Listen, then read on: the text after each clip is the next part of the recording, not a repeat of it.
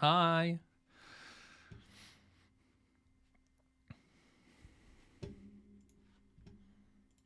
Quotation marks, because there will be a lot of chaos that will probably interrupt our play throughout the whole session. So we're looking forward to all that. I hope you are too. So on the way through the story, you will be able to help us raise some money for for charity, isn't that right, Amanda? We have a little charity going on. That is correct. We are raising money for Great Ormond Street Hospital. They're a children's charity. We are trying to build a new hospital, children's hospital. There you go. There will be a lot of small incentives to do so. One of them is the very infamous Wheel of...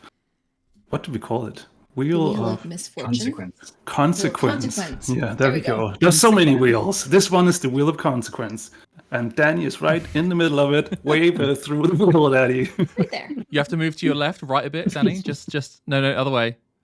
No, I want you center. I want you center in it. Perfect. There we go. That's it. Yeah, there you go. So the wheel will have a few different options on there. You can give some of the players, if you're lucky, some inspiration. There will also be next roll be a natural one. Maybe the next roll be at advantage. There's loads of different things. So every donation, at or above £5, we will spin the wheel and see what happens. Let me introduce Chaos, exactly. Let me quickly introduce everyone. I didn't even know if I said my name when I said hello. I'm Marty. I'm going to be one of the players today, together with Amanda. Hi, that's me. We also have Gemma. Hello. Who has never made an appearance with a Crowded Tavern before, and we're very excited. I'm very excited to have a guest appearance in this one. First-time player, long-time listener. And we also have Rick. Hi, I'm always here. Sorry. Stuck with me again. And I apologize for that fact. Yes, I'm very sorry.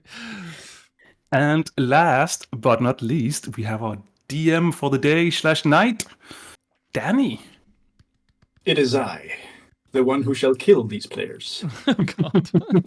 Oh, no. Oh, okay. I did not sign up for death. Just chaos. All right, let me just note that. Time to rewrite this story. All right. Anything else we need to talk about before we get started? Was that it? Did it do a good job?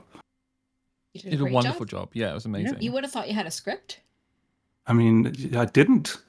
I know. I made it all. I made it all up. Just like, I mean, the charity's real. I didn't make that up. Marty, it's all a front. giving away our scam.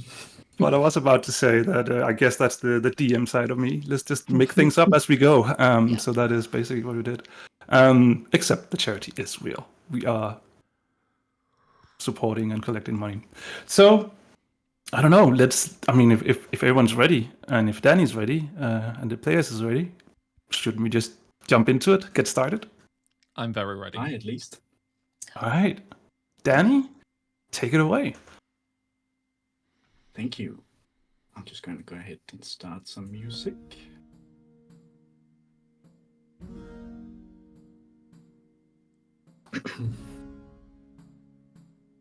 We begin our tale at the outskirts of Stonefell, a humble village nestled between misty mountains and vast pine forests. Normally, not much happens in this quiet settlement of 100 inhabitants, but on this otherwise normal afternoon, a sight most peculiar appeared on the lone road that connects the village to the main trade routes. A small caravan of 10 wagons have trundled onto the clearing before the village proper and begun to pitch tents, stages and stands. A carnival has arrived, for what may be the very first time ever in this far-flung place. But this isn't just any carnival. This is Philonius Roaming Curiosities. Not too long ago, this carnival was a marvel to behold, sporting dozens of wagons in all the colors of the rainbow and staffed by 100 entertainers, artisans and workers. It traveled far and wide, eagerly welcomed in towns and cities across the land. Wherever it went, it brought smiles and laughter to adoring crowds of thousands. Recent times have been tough, however. A series of poor decisions and sheer bad luck steadily drained the carnival's coffers, and the lack of income in turn drained it of most of its carnies. These days, it's a pale shadow of its former self. The once bright colors on the worn-out wagons have paled. Every tent is patched with mismatched fabric, and the wooden boards of the stalls and stages have split. Only a handful of carnies are left, held together by fellowship and dedication, which too would be fast fading if it wasn't for one glimmer of hope. Philonius, the eccentric owner, got the carnival a gig that he promises will set everything right again. In 5 days, at the end of the month, the wealthy Duke Taron Lowmore of the diamond mining city of Clairwood is getting married. The Roaming Curiosities are booked to entertain the citizens for a full day on the day before the wedding. This should net enough coin to restore the carnival to glory, and then some. Philonius had the carnival travel non-stop for weeks to make it to Clairwood on time. Now, the city's just a day's journey away, and as Stonefell is the last settlement before the city, Phil ordered the carnival to divert to the village to get some much-needed practice and perhaps earn a little coin before the big day. Now, the carnies are scrambling to set up for an evening of entertainment, and it is here that we meet the heroes of this story. The end. That were no viewers. Wasn't that great, guys? Now please donate £200. Good job, Danny. All right, you guys. It's early afternoon. You've just rolled up to this very small village, and much to all of your dismay, Stonefell appears very simple and quite low income. It's a pretty long drop from the prosperous towns and cities that you've performed for before. But it is the first bit of civilization that you've seen in a while. It's mostly log cabins, and seems like the villagers here, they subsist on hunting and gathering things from the forest. It's like a very huge pine forest. Like, think of Bavaria, southern Germany, like mountains and pine, as far as the eye can see. And while Philonius, or Phil, your boss, is talking to the local older woman, you guys are setting up the carnival. And we'll start with Tia. So, Tia, you're getting ready to go out into the carnival and waiting for Madame Dusk, the soothsayer, to appear, but she's not coming out of the wagon. And you're starting to worry that we don't have time to just stand around waiting. And you wait a few moments more, then you hear the voice from inside going, "Tia!" Yes? Are you okay, Mom? Tia, I'm feeling a bit sleepy and under the weather. I need you to take the soothsaying tonight. Please set up the tent. But I also have all the other things I need to do. Are you sure? I feel like I need to take a long nap. Okay. I mean, if you're really feeling under the weather, I'll do it, obviously. All right. So you go and find the tent, which is very old and very poorly stitched together, but it's functional and it should work, at least for one more evening.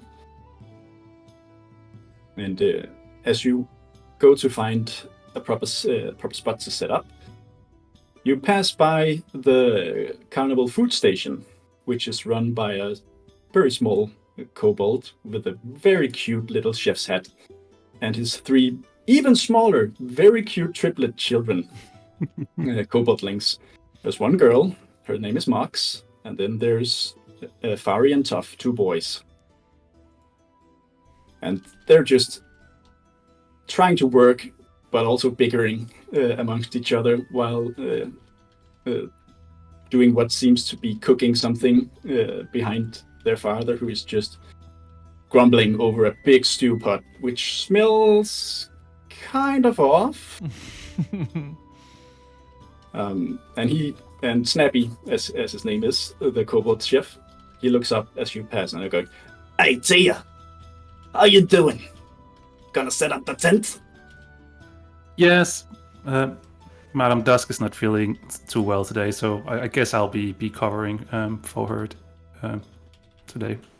Well, you hungry? Always when you're the cook. And I wink. Great. We haven't got much. We're all out of normal stuff to make food with, so me and the kids, we gathered some mushrooms and stuff from the forest. I'm making a stew, but I don't know. Maybe try some. So I'll grab the whatever he's giving me. Is he like waiting for me to taste it, or is he just continuing onwards? He's looking at you to taste it, but he himself looks kind of, apprehensive. You look into the pot and you see like big roots and mushrooms just floating around this boiling water, and it looks lean. Doesn't look like it has much substance. Okay, I'll taste it, but I am trying to dig around the roots. I'm not really into roots that well, so everything else is fine. You taste the soup? Yeah. It definitely needs seasoning, and it's also very earthy. That's all right. Are we running low on? Do you need some seasoning? Maybe just a little bit, just to give it a little bit extra. Man, I wish I had some salt, but I'm all out of everything because we haven't stopped in a while, and also Phil hasn't given me any money to buy more stuff. I used to have months worth of like dried meats and things and flour to make stuff, and now we're making gummies out of berries and tree sap out here to sell to these people. And you see the kids in the back messing with some very sticky, kind of purplish stuff, trying to shape it into something that might look something like a bit tasty. Okay, maybe I have something that can help, and I look through my pouch where I store all the materials that I normally use for spell casting, just to see if I have something, and I find like a little bit of salt and something else that might work as a seasoning, and I'm like, maybe try put this in. I don't have too much, but maybe it will help just a little bit. Oh, thanks. And he springs up, "Say, you're the best." Can you just put a little bit of salt into what I got here, and then you're the best. He sprinkles some salt into it, and then, "Bon appetit." Thank you. And then the kids in the background go, "Goodbye, Tia, enjoy the food." Thank you. And as the kids are leaving, I'm changing my face into each kid's face as I'm winking at them. I'm making weird faces and stuff like that. And all the kids go, "Wow, cool!" "Now do dad." I do the dad as well. and then I tell him, "Now remember to do exactly what I say," and I try to do my best impression of him. Yeah, that's right. You listen to your father, kids. Alrighty. You go on enjoying your soup and go on to set up your tent. And so we're moving on to Regina. Also going to set up your stand or your scenery for the evening. You pass by a half-orc, kind of thin and in his older years, but it's a very pleasant look on his face, and he has these things, star signs etched into his tusks. And his name is Star Tusk. His specifically for that. He's the caravan master, and he's looking over the draft horses that are pulling your wagons for you. And he's trying to speak to one of the horses just in common that seems upset about something. It's like acting up and being annoyed, and he's like, "What is it, Sparkhoof? Why are you being like this?" And he go ahead. I was just gonna say that I am watching this with a lot of interest to see what I'm very carefully sort of looking over the horses, and I have experienced before watching people not mishandle, not intentionally, but just they're I've watched people not understand what's happening before. So I'm very trying to be not nosy and not but I'm really intent in what's happening here. Also, please excuse me, I forgot to have Marty describe his character, but we'll do that just in a second after you describe your character. Describe what someone would see. Yeah, so I am fairly short, about 3 feet tall or so, and I have fairly nondescript clothes on, but they're covered in flowers, which have seen better days at this point. At one point, you could tell that the flowers on my outfit were vibrant and beautiful, and now they are less that, but still loved, just less that. And I have shockingly orange hair in a plait down my back, and along with me is a bear that is trundling along behind me, and she is much taller than I am. And she's just a bear, but she's a bright ginger color, which is not necessarily what is usually expected. Our hair colors are rather similar, and we are fairly we also the bear has maybe seen better days, is still in good shape and good condition, but hasn't had enough time to be groomed in a while and all of that. So we're both just looking like we've rolled out of a caravan, and have not had, the best of days, but we're here and we're happy to be here. Amazing. Quick pause. Marty, please describe how Tia looks. Holy crap, I'd had to quickly unmute myself. So at this point of the day, Tia would probably look pretty much like the everyday presence that she can that she'll put on, which is she's a changeling, so she can change into various different shapes and forms. But today she's looking like just a ordinary, very ordinary girl with brown hair, not flashy clothes at all, very plain. If she would go into a crowd, you would totally just don't notice her. Great. Returning to Regina, Startusk notices you, and he goes, "Oh, Regina, Sparkhoof is acting up. Could you perhaps find out what's going on? I've looked all over and I can't figure it out. He's really grumpy." And I mutter under my breath to Cherry a little bit. Yeah, we're all really grumpy after the week we've had. And just a little bit of so I go up to the horse, and you said it's a big draft horse, yeah? Yeah. Okay, so I climb up Cherry to stand on Cherry's back to get close enough to get to the face of this horse. And I put my hands on both sides of its face and touch my nose to its big, big nose. And I sigh, and I just look at it for a minute. And I look over, and we exchange looks for a minute. And then I look, and I was like, if you look on the back hoof, you're going to see that it's got at least 3 rocks stuck in its shoe. And Startusk, he goes, "Oh man, I can't believe I didn't notice that. Thanks." And the horse Problem. And the horse conveys to you through your understanding that it's also being annoyed by its harness, which is chafing it. So I share that as well. And also it's very hungry and tired. I'm gonna just quietly to the horse and be like, I know, we're tired and hungry too. If I find some sugar, I'll share it, I promise. And give it like a little pat. It and seems then to calm like down a bit. and then I like swing down the neck of the bear, and like kind of like pat myself off a little bit, and I relay the piece about the harness as well.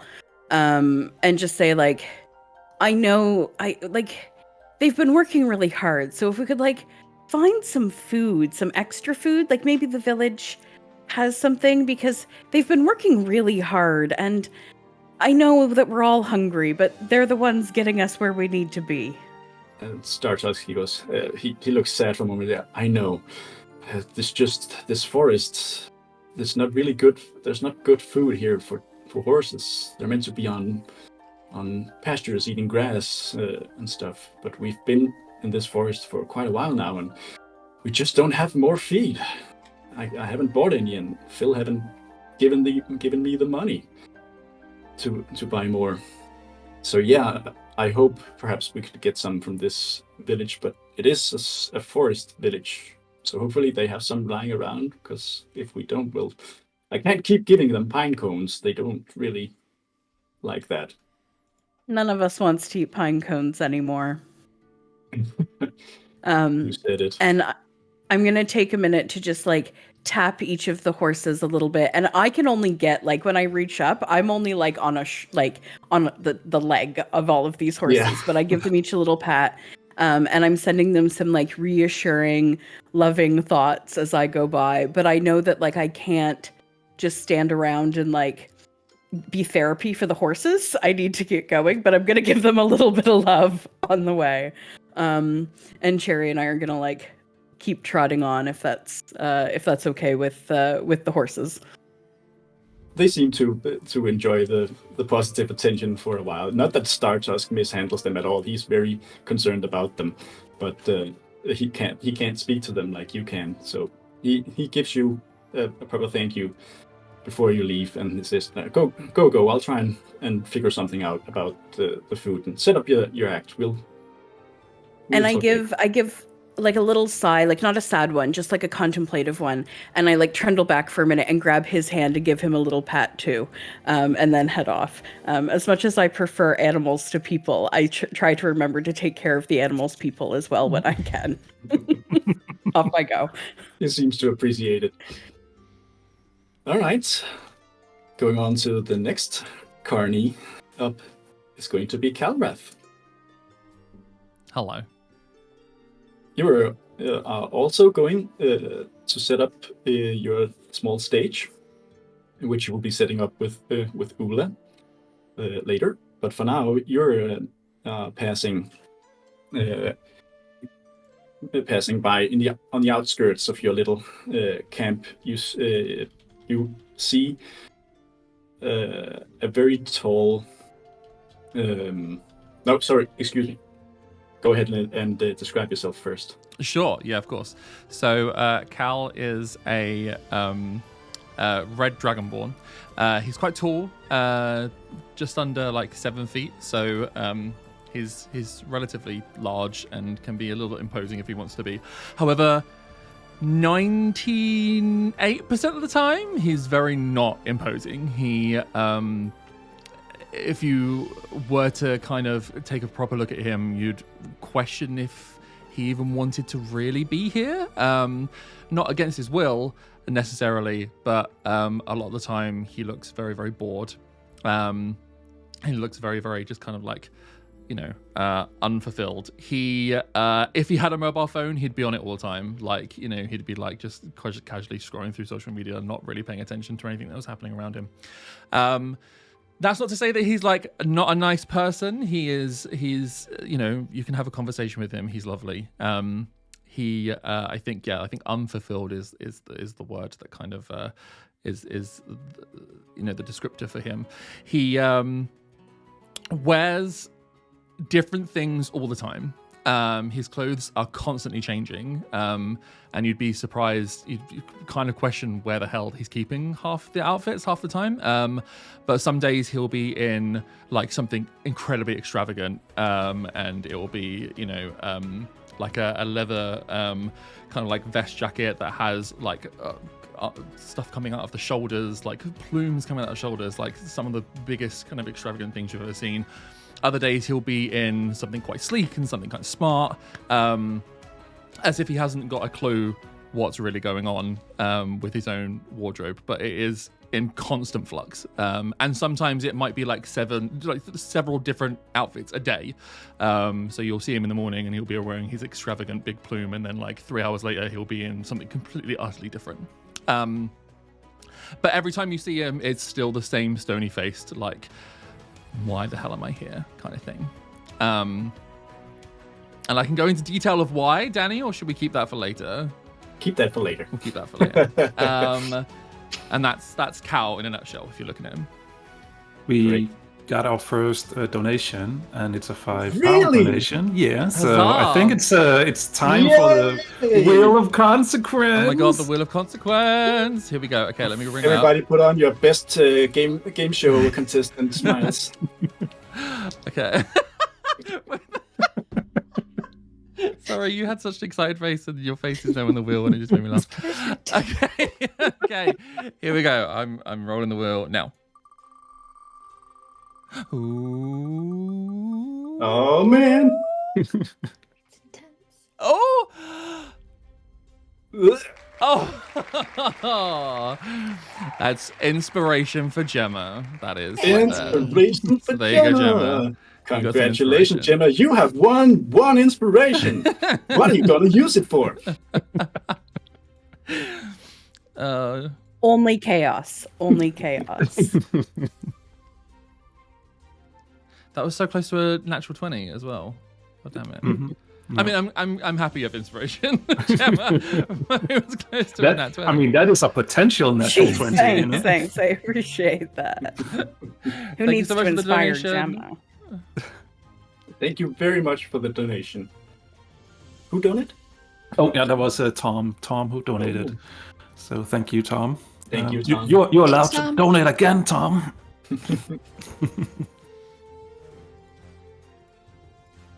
All right. Where were we?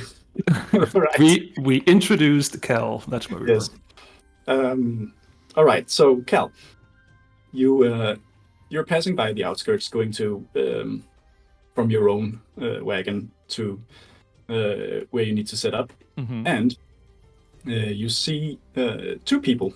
You see a tall, very muscular wood elf, and her name is Autumn Leaf, and so named because she has autumn-colored hair, and she's the local strong woman and handy woman. She fixes things around the carnival, and she also lifts things that are very heavy.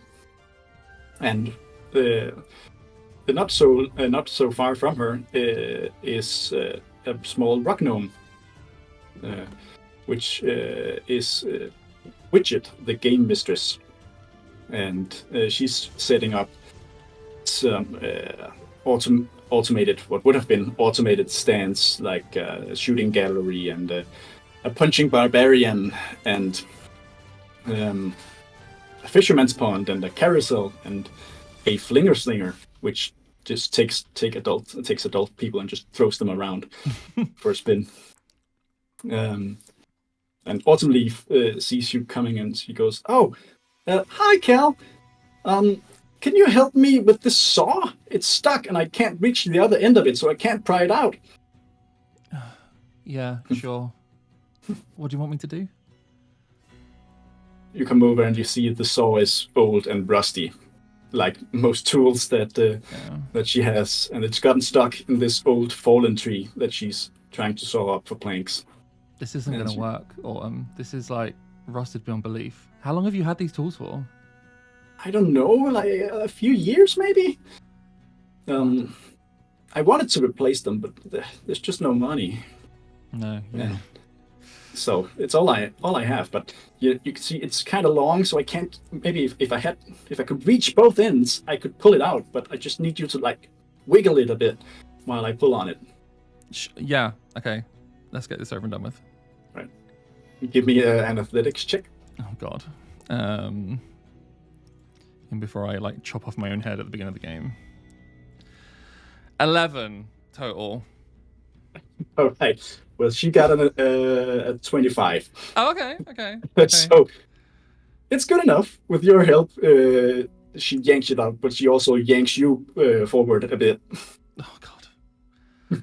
Which is kind of my fault because I wasn't really putting much effort in anyway. I was kind of like... So it makes sense that, I get pulled over. Do I fall over or just do I get yanked forward? Like, give me a dick save. Oh, okay. I shouldn't have asked that question. Wait. This is a good moment It is. to say that we have another donation. Oh, no. Real of consequence. Oh, we do. Thank you for the donation, just as I don't want to so fail much. something. Okay, let me get the wheel up. Here we go. Okay, we're ready? Yeah. No. Go. Spin that wheel. Okay, that's fine. Inspiration Oh, fly. it was almost a natural. I thought it was going to be a nat 1 for my deck save, and I was not impressed in the slightest. Congratulations, Marty. Thank you. And thank you. Was that an anonymous donation? Thank you for the anonymous It was. donation. Thank you very much. Thank you. Thank you, anonymous person, for being very nice. Right, I'll do my deck save, which was an 8, so I mean, not much better. All right, so you fall forward, but luckily Autumn Leaf catches you before you fall. Okay. And she's very strong, so she just like picks you up and sets you down again. I assume saw one hand, me in the other. Yes. Okay. Exactly like that. I kind of You like go, whoops. push her off with a bit of pride, kind of like, it's fine. No, thank you. Yeah, sorry. No. Yeah, Did you? The sword's out, right? It's good. Yeah. Yeah, thank you. Thank you very much. You're welcome. And Cal, if you're going to see Phil later, could you tell him that first off, hi, and then tell him that we really need new tools. Yeah. I can send that. You know, like no one's got new anything in like months, right? Yeah, and then you hear piping up from the stands, the mechanical stands. Who's going? Tool? I need some freaking tools. There's no. We don't have. There's no tools. There's no new tools. There's none. You just hear like swearing in Gnomish. You've been around Witchet enough to know what swearing in Gnomish sounds like. We've told you to stop saying that. It's not okay, is it? Witchet just goes, I'm sorry, but I just get really frustrated because, you know, my stands, they used to be mechanized. I didn't have to run them like manually with a crank like I do now. But I don't have any metal and I don't have the tools to fix them. So now I just have to go around like this idiot, like just rolling these things. Yeah. There's a lot of idiocy going around, so it's fine. You fit right in, don't worry. So you can just see this small gnome just like throwing things made of wood. And I would have, if I had some metal, I could make merchandise that we could sell, like clockwork stuff. The kids love the clockwork stuff, but I just haven't got it. Yeah. No, I've heard you say this several times over the past 3 minutes. But I don't know what you want. What do you want me to? I can talk to Phil. I can try talking to Phil if you want. Please talk to Phil. Okay, I'll talk to Phil. Okay. All right. You quickly move on before someone else asks you to do something Yep. for them. Which brings us to the last carny, which is Ula. Or Eula? How do you say it? Ula. All right. Please describe yourself, Ula. See, I remember it first this time. Good job. Ula is large. She is just under 7 foot. Much like Cal, they make a very tall duo. And she is swarthy skin and kind of goat-like. She has a long chin, kind of furry face, like just mildly furry.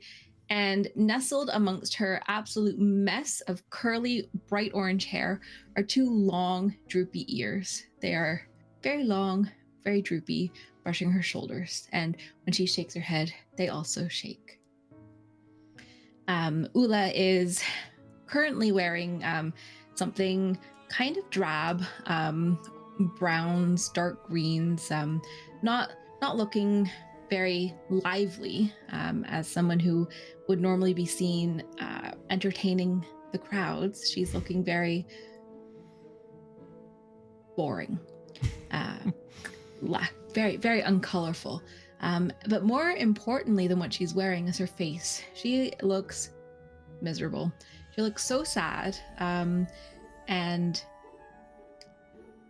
almost like if you'd caught her 4 minutes before you looked at her, she would have been crying. Like, she looks like she's in that post-cry all the time. And that is Ula. All right. Ula, you're passing by the carnival's musical. What's a musical? It's a musical with That's nothing the but cows in it. Canadian version. Yeah, Canadian version. The musical. Maybe our friend?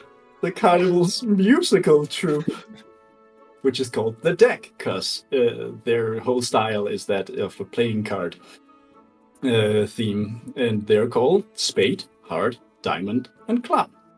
Now, Spade and Heart are brother and sister. They're half-elves.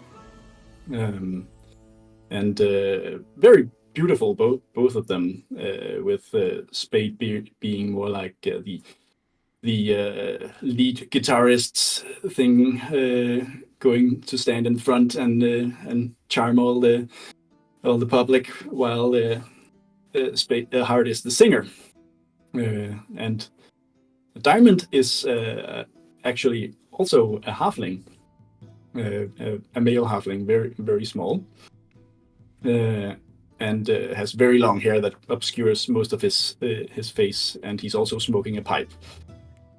And Club is a half ogre, also pretty much as large as you, and is the drummer of the band.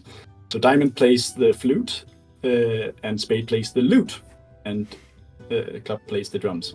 And they're in the middle of putting together their stage, and they're having a big argument because they weren't used to do that. The carnival workers used to do that for them, and they just can't seem to get a hang of figuring it out, especially because Spade is trying to direct the others, while Heart, it seems like she's too lazy to do anything. She just sits around practicing like, and Diamond, he seems like he might be stoned. He's just trying to put two things together, and can't really figure out how to do it. and Club is for being a half ogre is certainly more intelligent than an ogre, but is still having a hard time following these directions. So Spade is just like going too hard. Are you gonna help at all? Are you just gonna sit there? And she's got, I'm practicing. We need to be good for the show. And Club just goes, where does this go? I don't know how to do this. And Diamond just going, whoa, man. It looks like an S. Are you going to help them, or are you just gonna watch them struggle? I am going to watch them struggle for a little bit longer. It's making me smile, but also it's making me very sad that they are having this struggle. Not quite sad enough to help, not just yet. I'm just standing at a distance, watching this chaos and confusion. But eventually, I do walk up to them. All right. Spade just is going there. Clearly, a headache coming on. He goes, "Oh, hey, Ula. Hey, Look at Spade. this mess. Have you never set up your stage before?" I mean, like a few times. You've done it a few times, and it's still this difficult? Well, it's been like a few weeks, man. I don't know how to do it. I can't remember. You need an instruction manual. Yeah, that'd be great if I had one. Do you have one? No. Well, then great. You could make one as we go. And then you have it for the next time. Club goes, I think that's a good idea. I would like an instruction manual. And Diamond just goes, yeah, me too. Where is it? Who can write? And they all look at Club for a moment, and then just look at Hart. And she's got, yeah, I can write. Okay. Write. And we build. She takes out a piece of paper and starts writing. And she just starts writing. She doesn't even wait for you to say anything. She just starts writing. What? You're writing what we do to build the stage. Yeah, and I'm writing failing. You okay, Rick? Took a swig of drink at the wrong time. I'm good. Spade just goes, man, remember when we were 100 people in this carnival? And we had like workers to do everything for us, and they were like so many stands and shows and acts. He just seems really disillusioned right now. I know the feeling.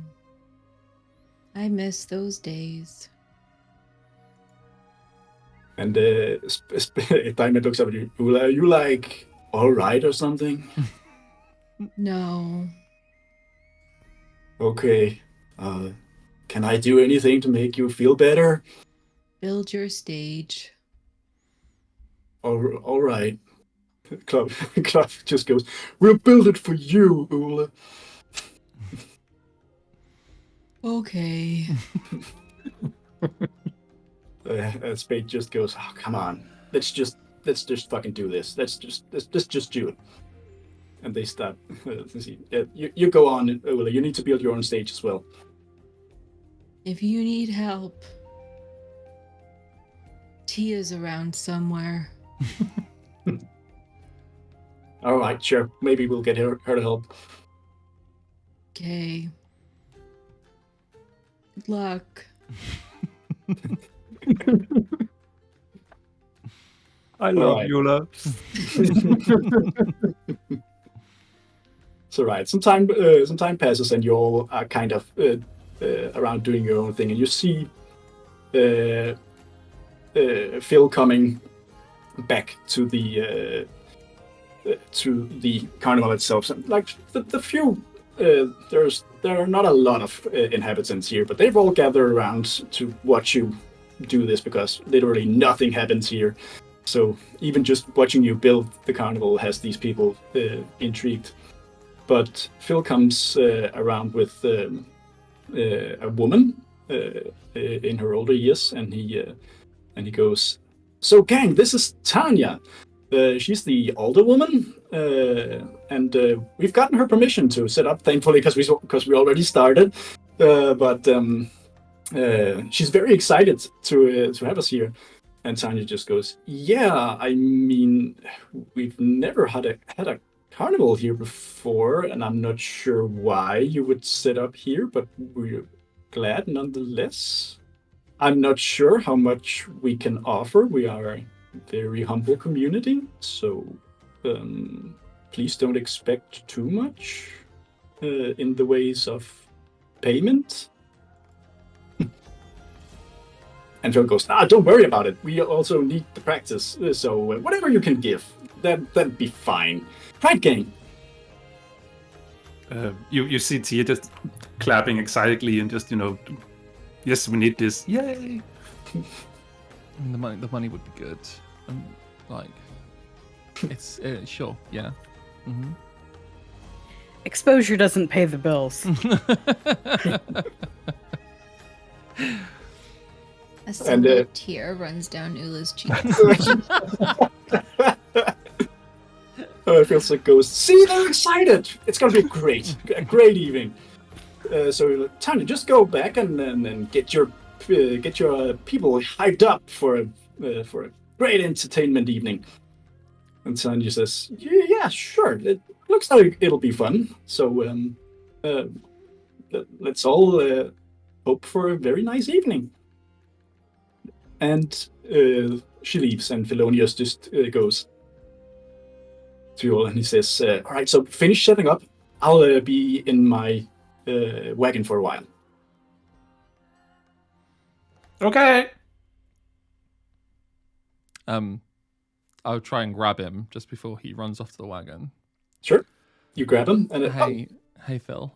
So just so you know, Autumn Leaf and Richard, they are after tools, metal. They need new stuff. There was an incident with a tree. It's just the stuff they've got. It just isn't cutting it. They quite literally. They need some better things. Oh yeah, absolutely, and we'll get them. Don't you worry. I told you guys, I have a plan. We're gonna get all those things and more. No worries. Like, it's like in reality, is that plan set or? Of course, I told you the big wedding. We're going. We're booked. Everything's okay. We just need to make it there. That's all. Okay. No. Just hang on for like a day or two more. We'll get there. I promise. Okay. You gotta trust me. Okay. Sure. Everything will be all right. Great. Should make a quick insight check for me. Sure thing. Let's. This is gonna be 18. There you go. 18. You know, it's pretty clear to you that while Phil is very energetic and excited, he hasn't slept in a long time. Oh. At least not Will. And something seems to be burdening him, even if he doesn't want to show it. Okay. And he catches sort of a look in your eye, and he goes, before you even say anything, he goes, you know, I'm just so happy that you guys are here with me. And he looks at all of you. It really means a lot to me. So many have left, and I'm just so glad to have you. I want you all to know that. Now, I really gotta go. Okay, cool. You go. And he hurries off. He really is just doing his best. Everyone can see that, right? I could never leave. This is my home. And a good home that is. Everyone here is so welcome. Yep. Yeah. Love it. Yeah, it's the pine cones are a bit dry, but yeah, it's lovely. Have you tried it's like crushing them in some water? Helps it not like scratch the inside of your throat to smithereens. I'll talk to the horses about it, but I am concerned that if this continues on, my act is going to be dinner. Oh no. No argument necessarily here. She gives Cherry a look. Not you, but the rabbits. The rabbits, not you. Cherry just goes like, what are you talking about? Why is everyone looking at me?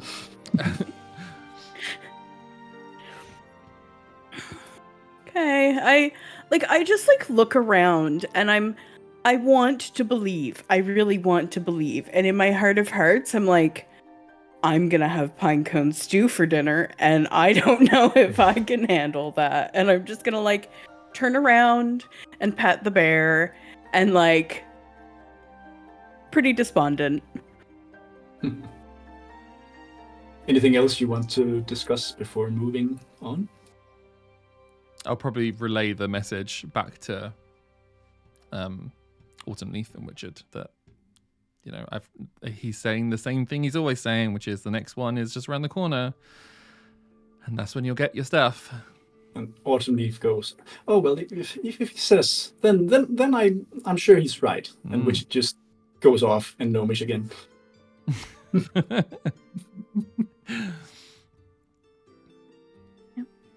All right. finish setting up the carnival, and then you wait a bit for Philonius to come out and open the carnival, which he usually does. But then 5 minutes pass, and he doesn't show up. And the people are getting anxious, and the carnies are getting anxious. How normal is this? Is this something that we would have experienced before, or is this like the first time that has ever happened? It's the first time he doesn't show up the minute he knows that the carnival is done. What does that mean, Rick? Donation. Oh, we have a donation from Lizzie. Thank you. I realized so this much. means nothing on Thank you, Discord. You're just doing a jig. I'm you really so much. sorry if you can hear my cat snoring. Nope. She just. It's just cute. Let's have a wheel of a consequence real quick. Let's do it. Here we go. Smile for us, been Danny. It is disadvantage. So excited. On the Yay! next roll. Ah, Perfect. I love it. disadvantage on Disadvantage. the next roll. Whatever the next roll is disadvantage. I love Okay. it. Also, the tagline of the carnival at this point. Disadvantage. Yeah. Disadvantage the carnival. All right. Well, some villagers seem to starting to be getting bored now. Can someone go? I'll go can- check on Phil. Okay. In the meantime, I'll make sure that the villagers doesn't go anywhere, and I just walk behind a tent, and as I'm coming out on the other side of the tent, I'm looking like Phil, just walking towards the villagers. All right. Ula, you go to Phil's wagon. It's not far. And I go. Phil. Give me a perception check. With disadvantage. With Disadvantage. Disadvantage, yeah. A 5. You don't hear anything. No one's answering. Phil. So, can I hear? Am I close enough to hear that she's like the 7 foot tall sadness meter is just like tapping away, and can I go help? I feel like this is not working, and Phil's not okay, and we have a lot to do, and my rabbits are going to be dinner if we don't sort this out. Sure, we can go and help. Okay. So I take the bear with me. Off we go. And I'm like, Ula, you could try yelling. No. So I, Phil. All right. So the door eventually opens, and Phil looks out and is like, "Yeah, what is it?" He looks frazzled. Carnival starting. Oh, yeah. You go and open it. Go and open it. And then he closes the door. That's your job. Ula, I don't have time right now.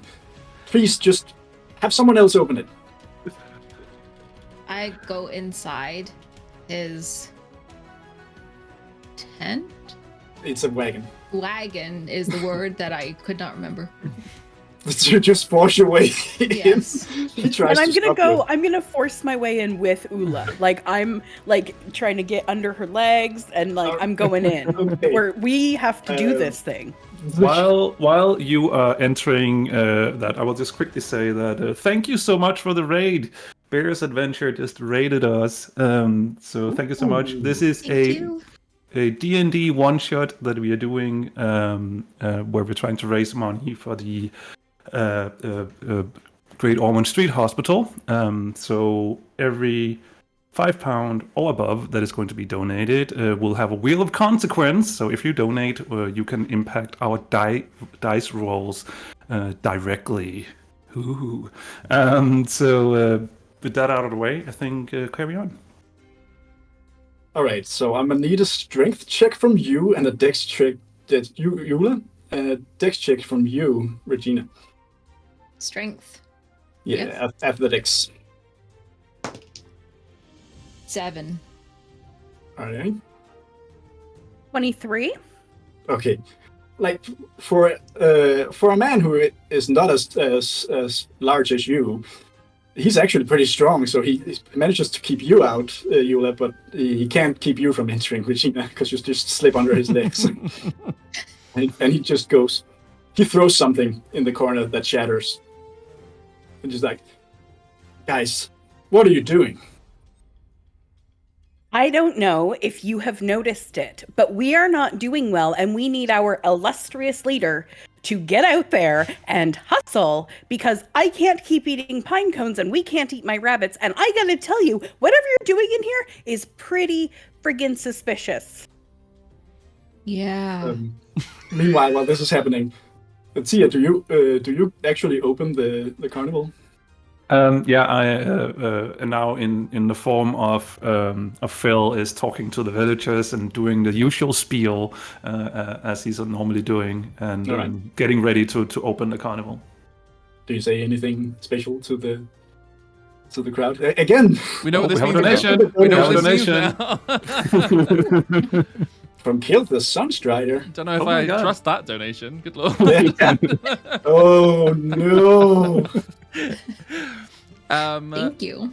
Let's do a wheel of Do it. misfortune. Here we go. Danny, smile for Or- us. Yay! Oh, that looks amazing. It's so good.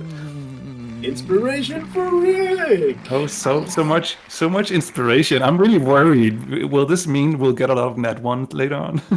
Probably, Ooh, yeah. and we've had another one come in from Bear. Thank you so much. Oh my Thank you so God. much. Bear's Adventures. Thank you. Oh, let's do another spin then. Here we go. We have... Oh! Next roll is a natural 20. Woohoo! Nice. In your Roll. face, Phil. Natural 20. Yeah, well, depends who gets to roll next. Yeah. I guess. Suddenly a dragon appears. Wrong campaign. All right. Well, while you two are hassling Phil, he looks out the door and sees Tia taking his place and opening the carnival. So he says, "Oh, it looks like Tia already did it. You guys should get out there and start your acts quickly." We should get out there and start our acts. Yeah, I'll be along shortly. Don't worry. I'll be out there and I'll be watching and I'll be vamping. It'll be fine. I just need a few moments to myself. What are you doing? I am meditating. I'm really glad that you're finding your spiritual side in all of this. It's really important to stay grounded, I agree. But it is not the time, and we need you. All right, then just give me, I don't know, a minute alone. Just 1 minute.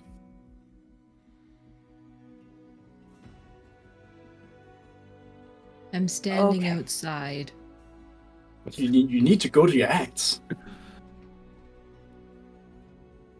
So I, against my own What's better happening, Nick? judgment, am going to leave. Yeah, I see what's happening in chat.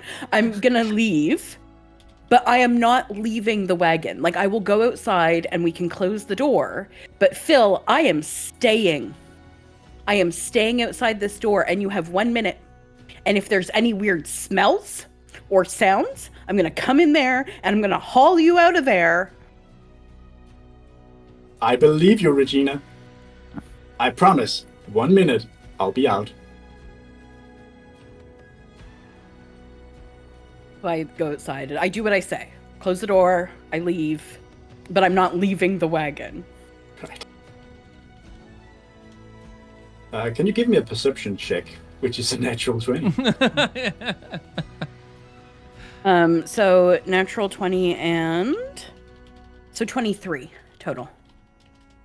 You hear some shuffling from in there. Then you hear what might be a spell being cast. Oh. Sorry. And then you hear very, very low, muffled voices. Voices. Oh no, like a voice, his voice. Okay. Do I recognize like the language or this? Like, can I discern anything, or is it just like It's I hear talking? murmuring. Okay. In common. Okay.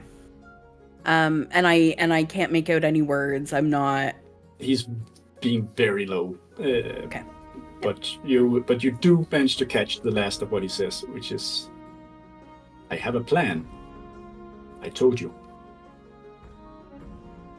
Hey. Do I also hear any of this? Give me a perception check. 14. You hear the last part. I look at Regina. Regina, sorry. Okay. And the door opens. And he comes out, all dressed up and flamboyant, as he always is. All right. Was he dressed up before? Like, is this, like, did he manage to, like, quick change his outfit as well? while he was talking.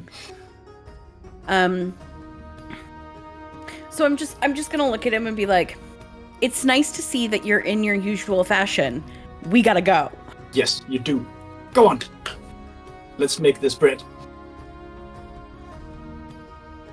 I just look at you, Ula, and I'm just like, We wish we had bread. You know what? I'll buy you all the bread you want as soon as we go to the city. Great. Okay. And everyone in the whole land knows there's no such place other than Philonius Roaming Curiosities. I hereby declare the carnival for open. And you see, I use protestation, which is a difficult word for me to say, and create a lot of sparks and sort of like small fireworks everywhere, and people probably gasping at it. And the crowd is going like, "Ooh!" And they've never seen anything like this, so they're just like really excited to get started, even though there's only like about 60 or so of them that are old enough or young enough to be in the carnival. So they enter. I at the same time I start walking very fast pace in between the tents and stalls, and as I exit on the other side, I'm back to my normal self as I'm hurrying towards the. I guess I'm hurrying to my station, right? The truth teller. Soothsaying stand. Yeah. You can just make a few of those before you need to go and do your act. Yeah. And we'll actually start with that. Okay. So you go to the soothsaying tent and have a few minutes to make it more mysterious. And there are already some people lined up outside. The first person is a young man. Yeah, as I enter in the back, and when I get inside the small booth, and I guess nobody can see in yet. No. I change into the form of Madame Dusk, who's sick back home, back at her cart. So you change into like an old, very wrinkled woman with beady little eyes and old, wrinkly black clothes and long graying hair. Exactly. Yeah. And the person outside goes, "Is it open?" And as they're saying that, and I'm happy with how I look, I again protestation, and the doors open by themselves, and I'm leaving. Yes, it's open. Come inside, and I will tell you your future. Really, there's some butter. Sorry Before about that. we do that, we just got £20 Rick's doing the donation dance. Rick's doing the donation dance. We got £20 donation. £20 donation. Not right much before I Thank you so much. Thank you, Jen. Thank you, Jen. Thank you. Thank you. Was there anything much. special for 20? I don't know. I should have learned these things off by heart, but I didn't. Is there anything for what? Oh, for 20. For 20, no. And we never set up those clown laughs, so I'm going to actually take that out right now. Cool. Yeah. So Spinning the wheel it is. Brilliant. 4 Okay, cool. times, isn't it? Or is it just once? Just once. Just Just once. once. Just the once. Yeah. Just the I can't once. keep track of that many. Here we go. Give us a smile, Dan. Yeah. Which is it gonna be? Will it spill dew? Hey. There we go. I'll take it. Fortune it is. Next roll with advantage. Thank you, Janene. Thank you. Thank you, Janene. And hey, Sean. Oh well, this young man, maybe in his early 20s, enters and he sits down and he's a bit nervous because he's never tried this before. So he goes, "So like, can you tell the future?" I can tell you about your past, your present, and your future. Oh man, there's this guy I like. Oh, really? Yeah. Do you know if you'll fall in love with me? Maybe. Let's find out. And out of nowhere, you just see this deck of a lot of cards all of a sudden just appear with like beautiful backsides. And I spread them out on the table. I'm like, pick one of these cards and turn it around. Pick the one that speaks to you the most. And he picks out a card. All right, and I swoop up the rest of them, and I turn it around for him. And if I can get the DM to roll a d20 for me, 2. a 2. All right. Can I get you to roll a d4 as well? 3. 3. So that's an odd. So So I turn around the card. This is the card of the god to lore. You know him as the god of war. And That sounds bad. but he's also the god of love. Oh really? It is right, and he's turning towards you, which means that there's probably someone else that she's also interested in. So you have a little bit of a fight ahead of you, but I think in this case, Yes. love will prevail. Give me a performance check with advantage. Very well, very well. Performance. I'm loving the music, by the way. I handpicked it myself. That's a 16. 16. He seems very satisfied with that answer, and he grasps your hand and says, "Thank you, thank you." That Now will I just- be. That will be a. I don't know how much it is. 5 copper. 5 copper. Maybe we should have done the transaction before we actually did perform the service. I mean, All right, he's satisfied enough to give you 5 copper. and I'll take them. All right, Um, and then Fortune will be on your side. And again, I used precipitation and makes like a small spark coming out that turns into a little heart fluttering away. he's mesmerized and really thinking. You can see as he exits, and a line has formed outside. But we're going to go to the next act, which is Cal and Ula's show. So Hi. please describe what your show is. Well, that's part of the fun. So, just before you go on, you'll hear Give me a Cal. second, I need to get my popcorn for this. Of course. You'll hear Bring me some Cal too, okay. backstage, if there is a backstage, behind a curtain, wherever it is, That's a small backstage behind Yeah. the curtain. angrily talking to himself, it seems. Going, I don't. But what exactly do you want this time? And and then going. I'm not entirely sure I can make that happen though. Like, I don't know if Ula's going to be able to do that either. Like, okay, but you've changed your mind from like 10 minutes. Okay, no, no, I understand. No, I get it. Yeah. Okay. And I turn to Ula. I'm like, hey Ula, how good are you at like jumping? I can jump. Okay, but like how high?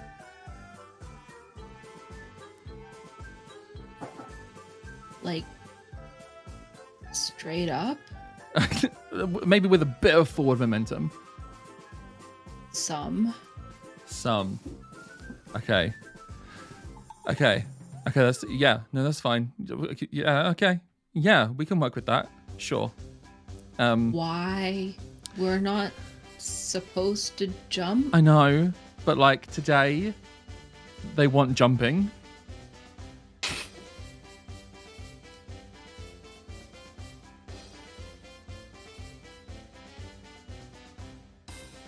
Oh. So, I've got these hoops, and I need to put them in the air, and you need to jump through the hoops, is what they want.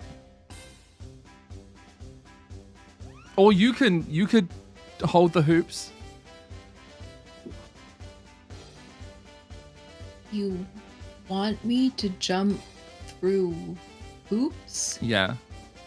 You hear someone from the other side of the stage going like, is there a show coming on here soon, or should we go to another one? We gotta go. Oh. Okay.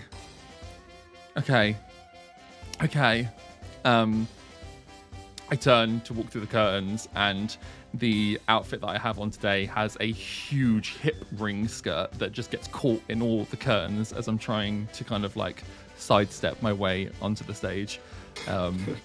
People are already chuckling. Like, just moving through, probably realizing that I should have sent Ula first, and kind of managed to pull myself onto the stage. I'm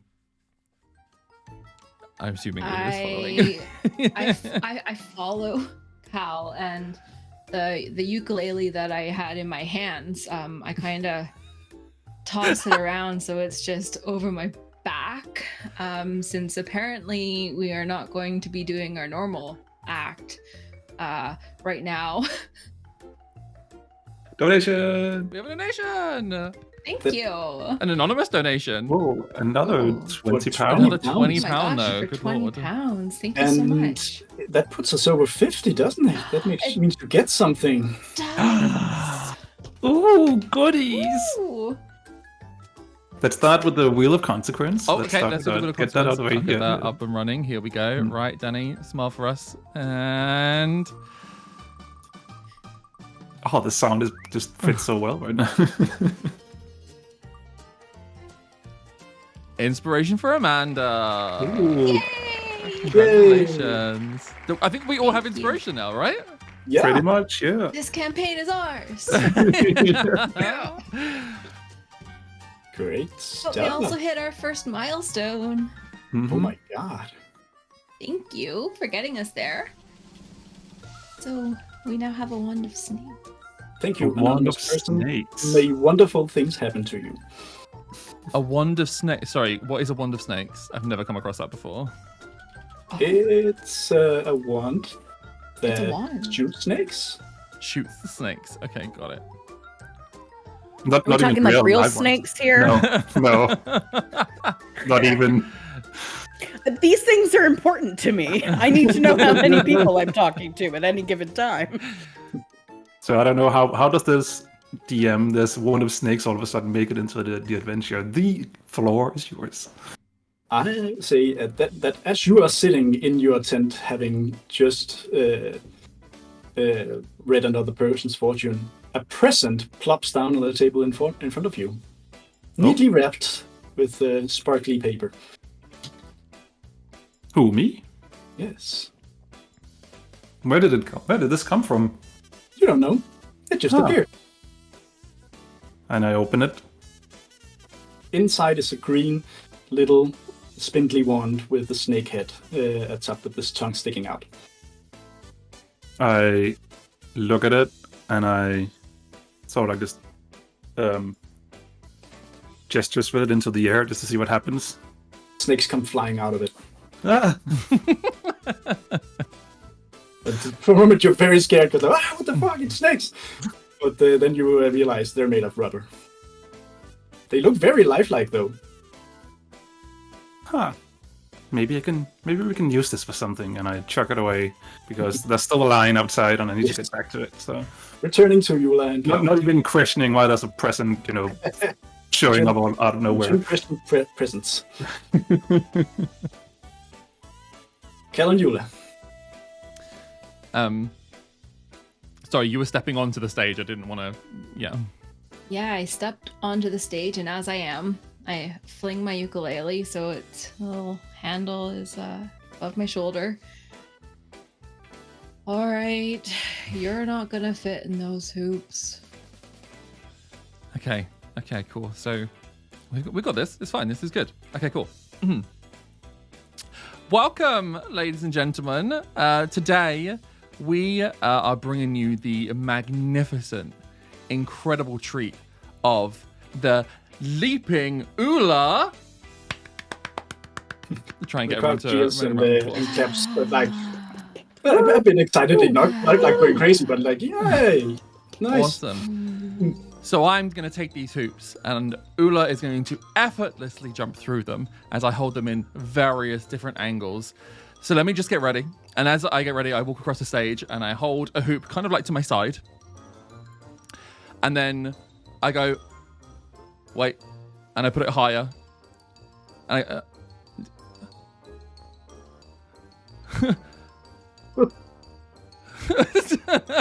and my hand is as like high as it can go. And probably something that only Eula can hear is, I can't. It's as high. This is as high. And whilst I'm doing this, we just got a £50 donation. What? You are kidding me. 50. What the hell? What the actual fuck? Are you serious? No, a £50 donation. Thank you. So much. We have don't go too fast though. We have to end at £200, then the show is over.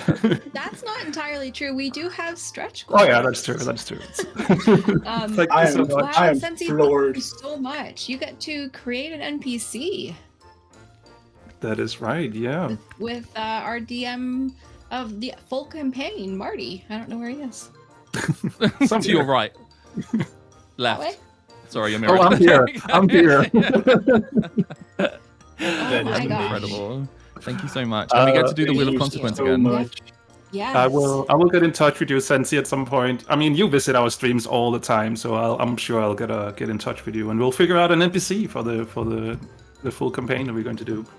Can't wait to have this NPC kill us all in the next campaign. An Yeah, that sounds NPC great. called Sensi is fine by me. It is hereby written into the official lore. Thank you so much. Oh, God. Amazing. Thank you. Thank you. Right, here comes the spin. And we have... Oh no. Advantage. Oh yes. Hey, this show might actually go great. Advantage on the next roll. Okay. But before we actually do the roll, we hit 100 pounds. And Oh, we is did? that another Oh milestone? yeah, we did. That's the next That's one. two That is things true. happen at 100 pounds. Okay. So number one, our sticker giveaway opens. Oh yeah, Okay, That- I that put sounds a lot like in. what- I hope it did the thing. that sounds It like did. it could turn into a sticky situation. It did. I don't know where I put the stickers. We have Crowded Tavern stickers. I don't know where. They look like this. I promise you guys, we do have them. We do have They them. look like this. They exist, and the sticker giveaway will be more functional than the carnival, I promise. Absolutely. They might be on my kitchen table. Marty has a whole bunch. Good. Marty and I have the same amount of stickers, and that's how many giveaways we have going on. So yay. Make it rain stickers. So I think it's ticket space 1 in chat as well. I think some people are just doing ticket. Is it? It says say ticket. According to the stream 1. elements. Yeah. Oh. So I just wanted to, so people don't think that they're not in the thing. That's all. There we go. Lovely. Thanks. It should also work, Tom is saying. Oh, okay. So ticket. I will add that to our name. And we have another thing that showed up. The Rings of Power. Yes. Rings of Power. Maybe you can use that for your show. Who knows? Maybe we can, if Indeed. somebody would like to remind me what they do. They are actually, as Oh, you no, I remember.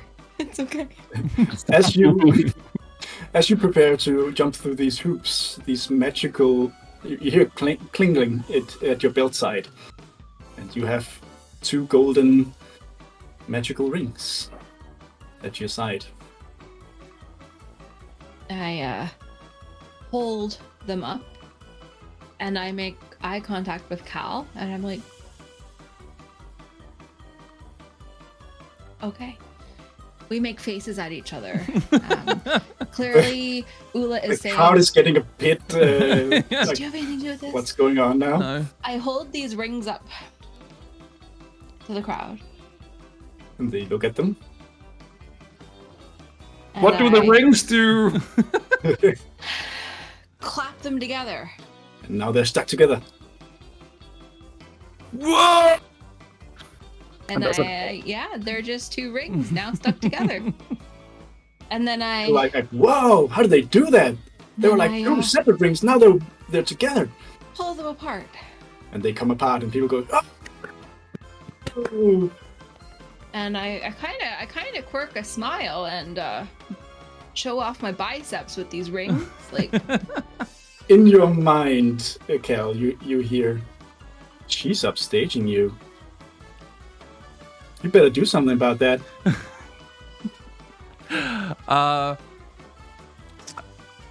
Fine. Because last time, okay, sure. So, in a wild attempt to get some attention back on me, for fear of my own life, I might add, I take the hoop that I'm holding, fully aware that Ula said I probably wouldn't be able to fit through this. I throw it into the air, and then I cast Fly and attempt to fly through it whilst it's moving through the air. Nice. Give me an acrobatics check. Okay. Is this with advantage? yes. Yes, it is. Yes, yes. Natural 20! Oh! You throw the ring in the air, and then you zoom straight through it. Even as it spins, it looks so cool. And people go crazy. They forget all about Ula. And I just feel really bad about that. because they see this thing happening up in the air. But you get all the adoring applause from them, going, "Whoa! It's amazing!" And then you hear in your head, and maybe you should end it with like a pie to the face to Eula. That'd be fun. I don't want to do that. Well, I want you to do that. Is there something else we can do? I think that would be the funnier part, don't you? I don't have a pie. And you, as you hold out your hand, you have a pie. Like right now, or Al, why pie? Yeah. You know, as you fly down, like you swoop in, you throw it, splat. It's funny. okay. She'll understand. It's part of the show. I kind of look at you Ula, with a look that you've probably seen a fair few times before. It's kind of a sorry and you know where this has come from kind of thing. And I look up and there's just tears streaming down my face. Like, I was so impressed with this flight, this like through the rings, because I mean that ring was awfully high, and I wasn't sure how I was getting through it. So I was really like, good job, Cal. Like, yeah. And then the very next emotion. Oh, this is bad. Oh man. And I fly down, and as I fly down, this has got to be some sort of dexterity roll, surely. Yes, I mean it's like an attack roll. An attack roll. Oh God, Jesus. Oh, I don't have an unarmed strike. No, I'd say using your dex. Okay.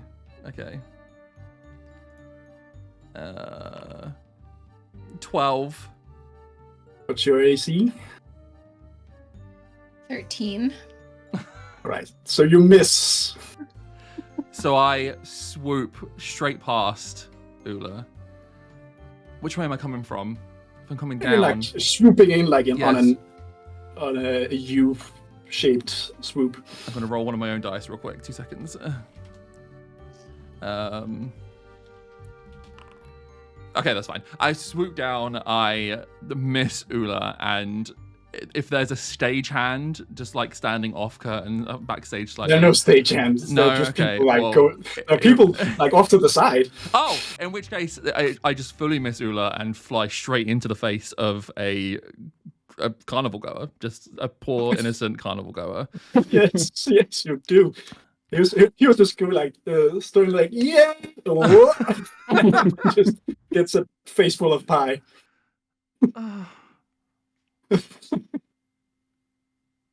How let's was see that? how the crowd I reacts ask? to this. Give me a performance check, both of you. Okay.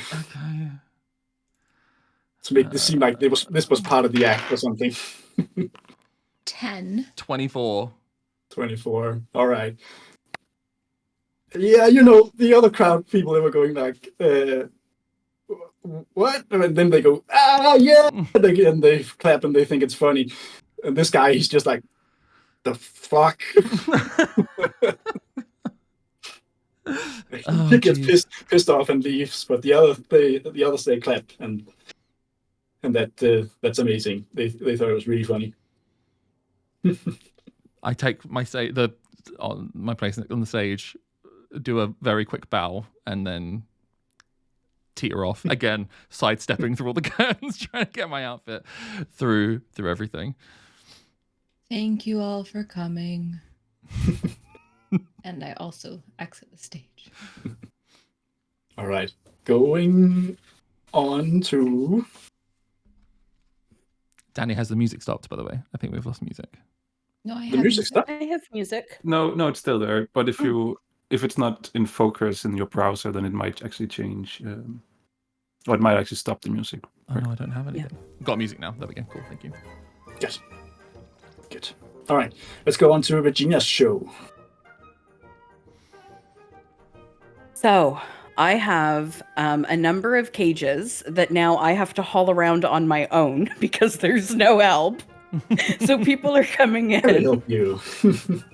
and I'm hauling in a few cages, and I have in one cage I have 3 rabbits. They're white, and in another cage I have 2 foxes, kind of like a red fox, and then I have a big cage that has a bear in it. But I look at it and I'm like,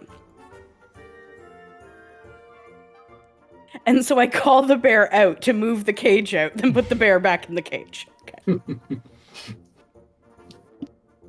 You will see that I am surrounded by ferocious animals. But I have the power to tame them, you see. Quick pause. Only I. Regina. Because we got a donation. Converse with them. We have a donation. We got a donation. Ooh. Thank you, Liz, for the Thank you, £5 Liz. donation. I appreciate it. Thank you. Thank you, This Liz. is causing chaos on the wife. I was about to say, I think Liz has chosen her moment for this reason. Is it gonna work out? Let's see.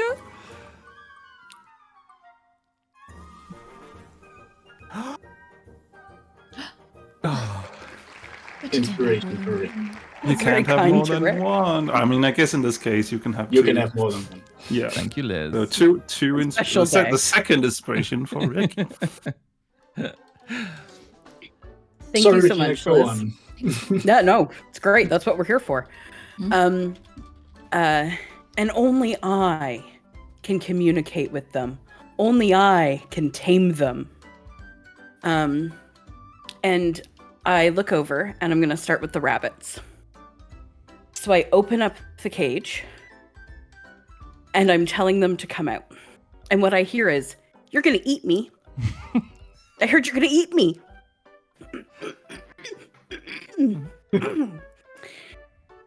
Cherry looks at me, the bear. I look at the bear.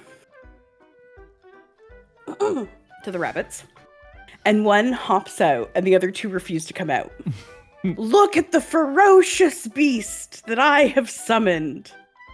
And Cherry looks at the other rabbits. One guy just and goes... is trying to convince them to come out. So she roars at them. No! Not yet. Not yet. You see how eager the bear is to come and nibble on all your toes. I'm really bad with people. It's okay. It's okay. Some children's getting scared in the front.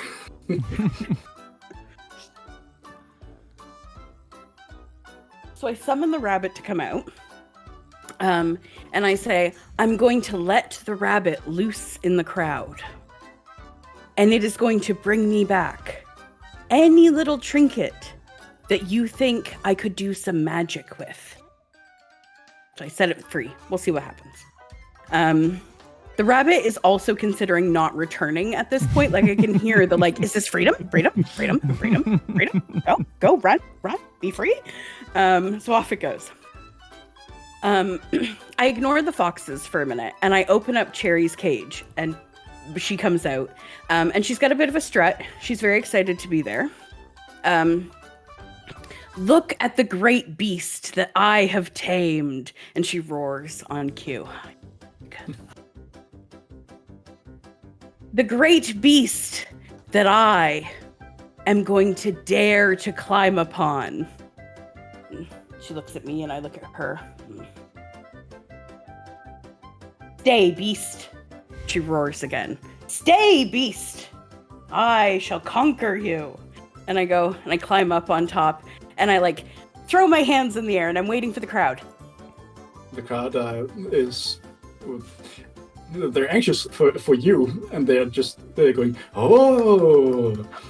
Good. It's at this point nice. You hear a snapping sound from the canopy above you. And the canopy comes down on top of Cherry's head and you. So Cherry can't see.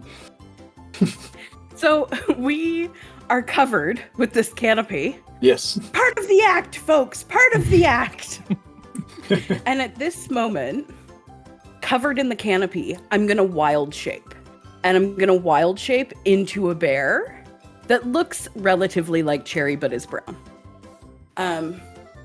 And Cherry is going to roar, and I'm going to roar, and we're going to like try to get out of this canopy. Now that I am a large bear on top of another bear, there's a canopy. We'll see how this goes. Give me an... what would that be? Give me a performance check, sure. With disadvantage, because you can't see. Oh, with disadvantage, that's great. Yeah. Okay, so that one's 20.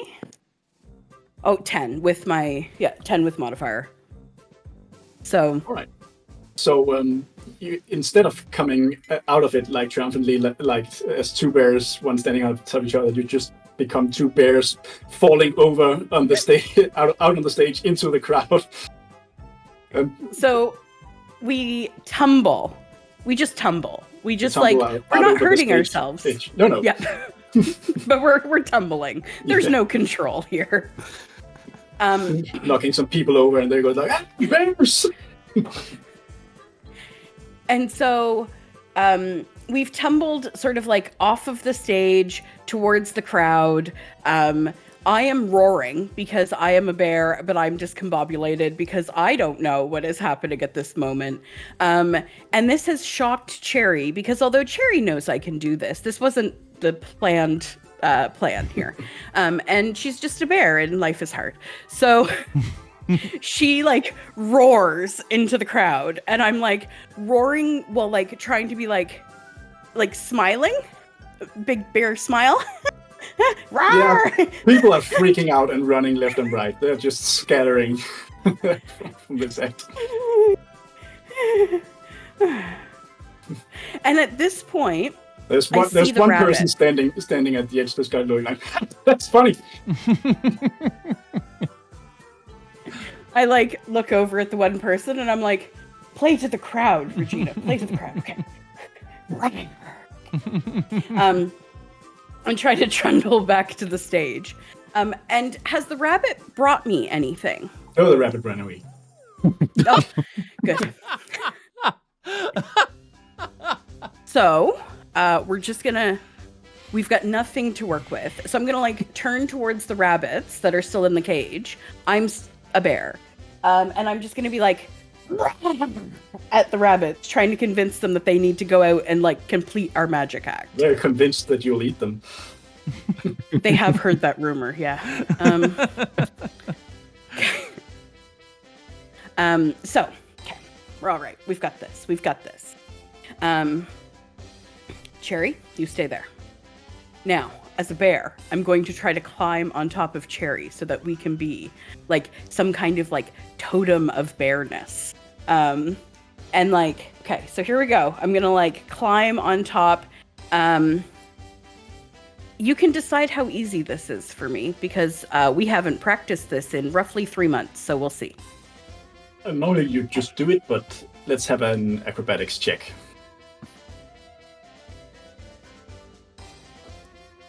Oh, okay, that was a 1. So that's for a total of 4.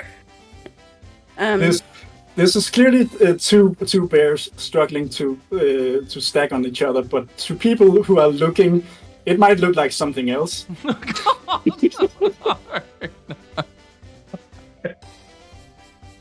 Oh no! Oh no! No. Okay, so I notice what's happening. This one person who's left watching, he's just like, oh god, and he walks away. Okay. And at that, I just like slump down. I could stay a bear for a while. I'm not. I'm just like shifting back into Regina's form. And I just sit there, this little like lump of halfling on the stage. And I just sit there. And that's... I turn to the rabbits. You might be pie yet.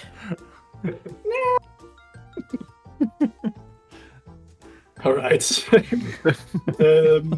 That concludes it for the carnies show. There are some more things that happen at this carnival, just to sum up.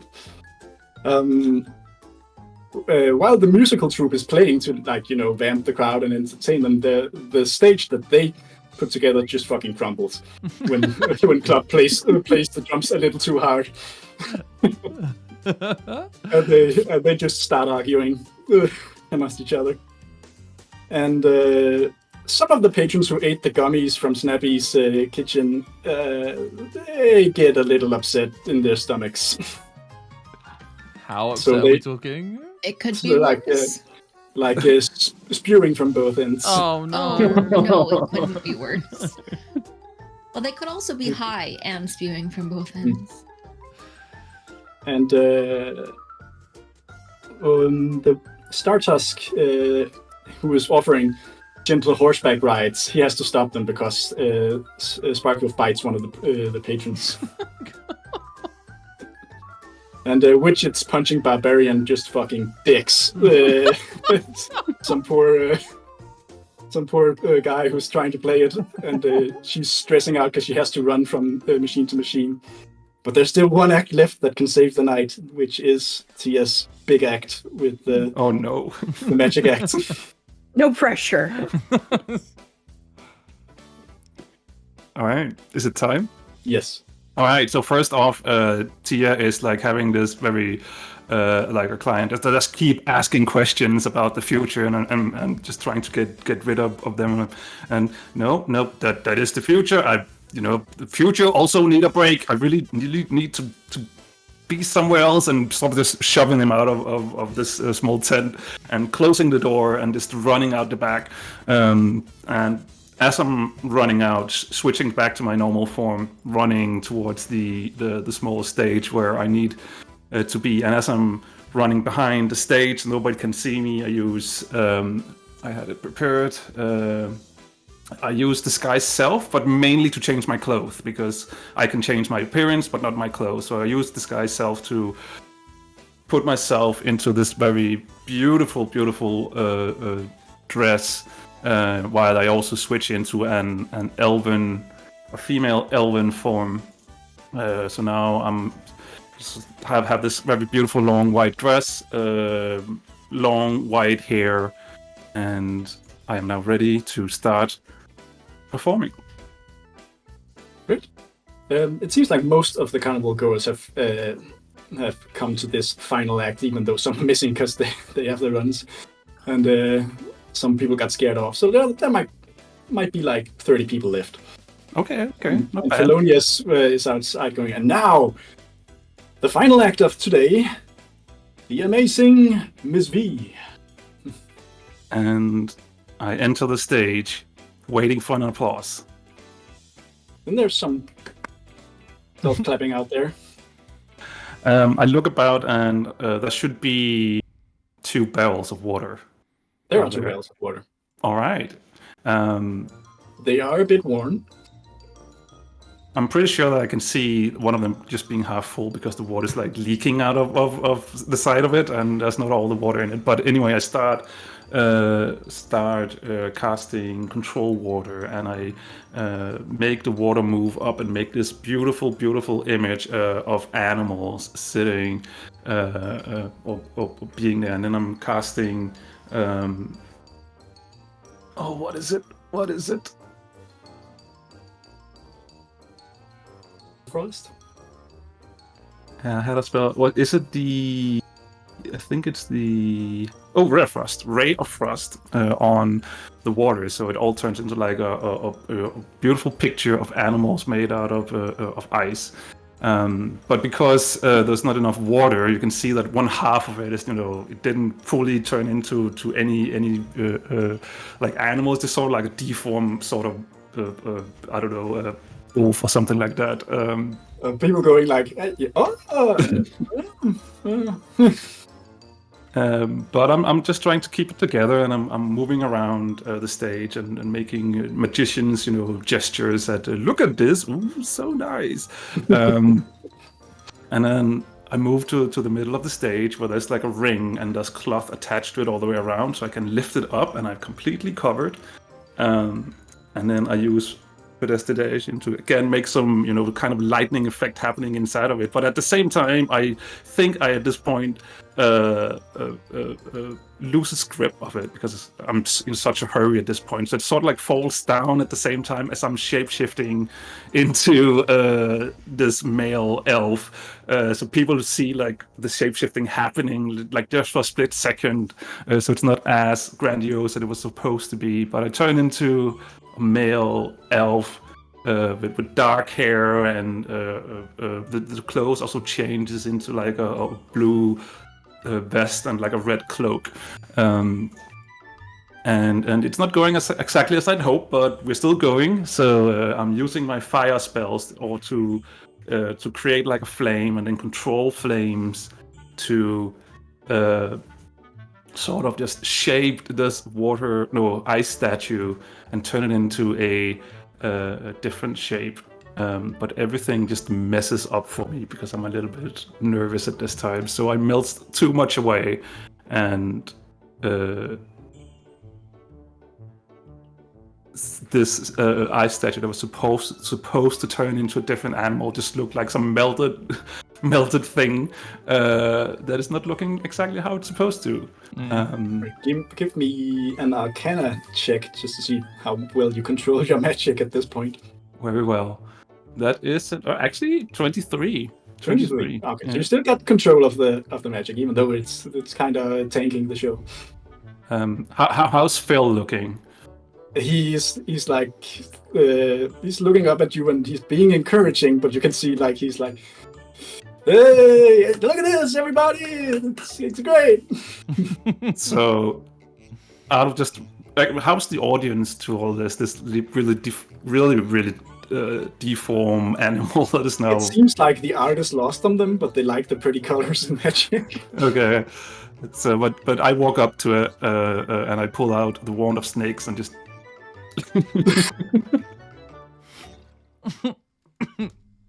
just throw snakes at the audience.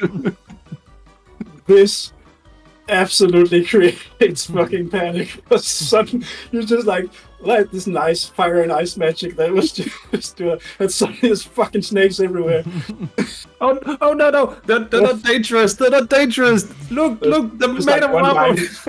Which one of them, the rubber snakes, has like it's ringing around his neck, so he's just like fucking running there. It won't stay still, so he doesn't know it's rubber. So he's just like fucking running into the forest, screaming all the while, and people are just going like, "What the fuck?" Snakes. And Phil just going down, looking at you up button. What are you doing? This isn't part of the show. I panicked, and I think I just at this point just quickly runs out of the stage. And Phil just goes and says, "Hey, wasn't that fun, everybody? Don't worry, the snakes are not real." And then that brings very climactic end to the show for tonight. You gotta wonder why he's grateful to keep us around. Is this an average night? Is this like particularly bad? This is particularly bad. Okay. You haven't practiced for weeks. All your stuff is falling apart. I also think we're all tired. I also think this is a great point in the story. Unless you have something to finish this off with. I was about to say, let's have a small break right here. Perfect. Awesome. Cool. We'll be back. Thank you so much to everyone who's donated so far. Yes, oh yeah, that's amazing. That's amazing. This is amazing. 120 pounds, and we're only we just started. 2 hours Yeah, into we're this. 2 hours in. This is amazing. This is incredible. Thank you so much, Thank everyone. you. Thank you, everyone. Thank you. I am very surprised. Happily. It's been so much fun so far. It has. Although I'm worried for reasons. Yeah, the reasons are all of us. All of us are the reasons. Yes. Us attempting anything is the reasons. Cool. Okay, I'll put us over. How long are we going to be gone for? 5 minutes. 5 minutes. Awesome. Right. Just a quick toilet break. Lovely. Because Catch you we've all got very soon then. Got time. See you in a second. And we're back. Everybody had a quick break, and I think Danny, you're ready to take us to the next. And found the stickers. Oh, and found the stickers. The stickers are real, guys. All right. So after the evening, like Phil is standing a bit away from you guys, talking to Tanya, who, the elder woman, and she seems like, without you hearing the conversation, like she's overbearing. But the village clearly doesn't hate you, but it clearly also didn't go as planned. She does hand him a small cart filled with like some potatoes and beetroots and regular food stuff, which he graciously accepts. And he comes back to you guys, and he goes like, "So guys, let's have a bit of a powwow and look back at what we all could have done better.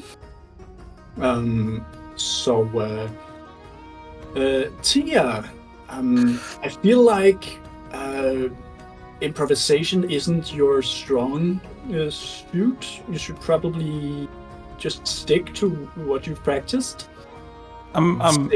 Same goes for you, Ula and Cal. That, as far as I know, is not something you've run by me, though it went really well. So, great job. Just be more in tune next time.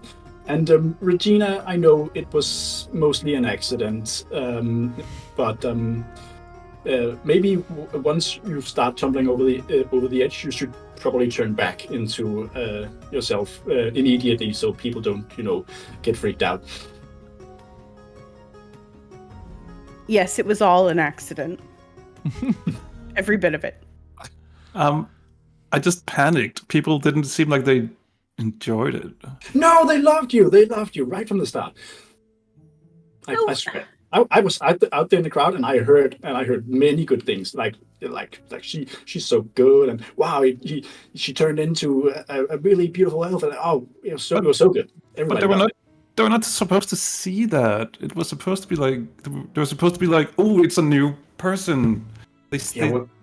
When something like that happens, you go with the flow. The show must go on. So maybe a wolf next time? Should we really be getting wolves? Crocodile? Maybe stick with what we got for now.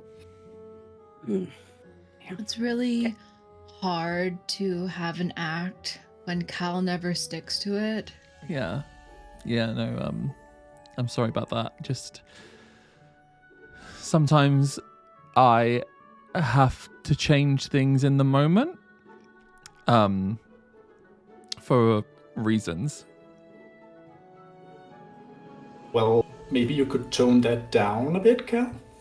I cannot. And I also can't explain why. But there's no but. Okay, well, then everybody gather around. He gathers all the other carnies too, and let's see what the take was. And everybody pulls together the money they made, and you made a whopping 100 copper. Pine cones again, I see. So you get what the equivalent of 1 gold. I did find these really cool rings. Also, Great. this wand, I don't know. Yeah, maybe put that away. But just sort of showed up out of nowhere. Same. Well, strange and wonderful things do happen in this carnival. Strange, yes. Wonderful, no. So I think we should be careful. Well, all of this is just, we've been on the road for a long time, and we've all had it hard, but if we just make it to Clairwood, to that wedding, everything is going to be all right. We'll make all the money we need to get this whole carnival back on track. Okay. And Autumn Leaf in the back just goes, yeah!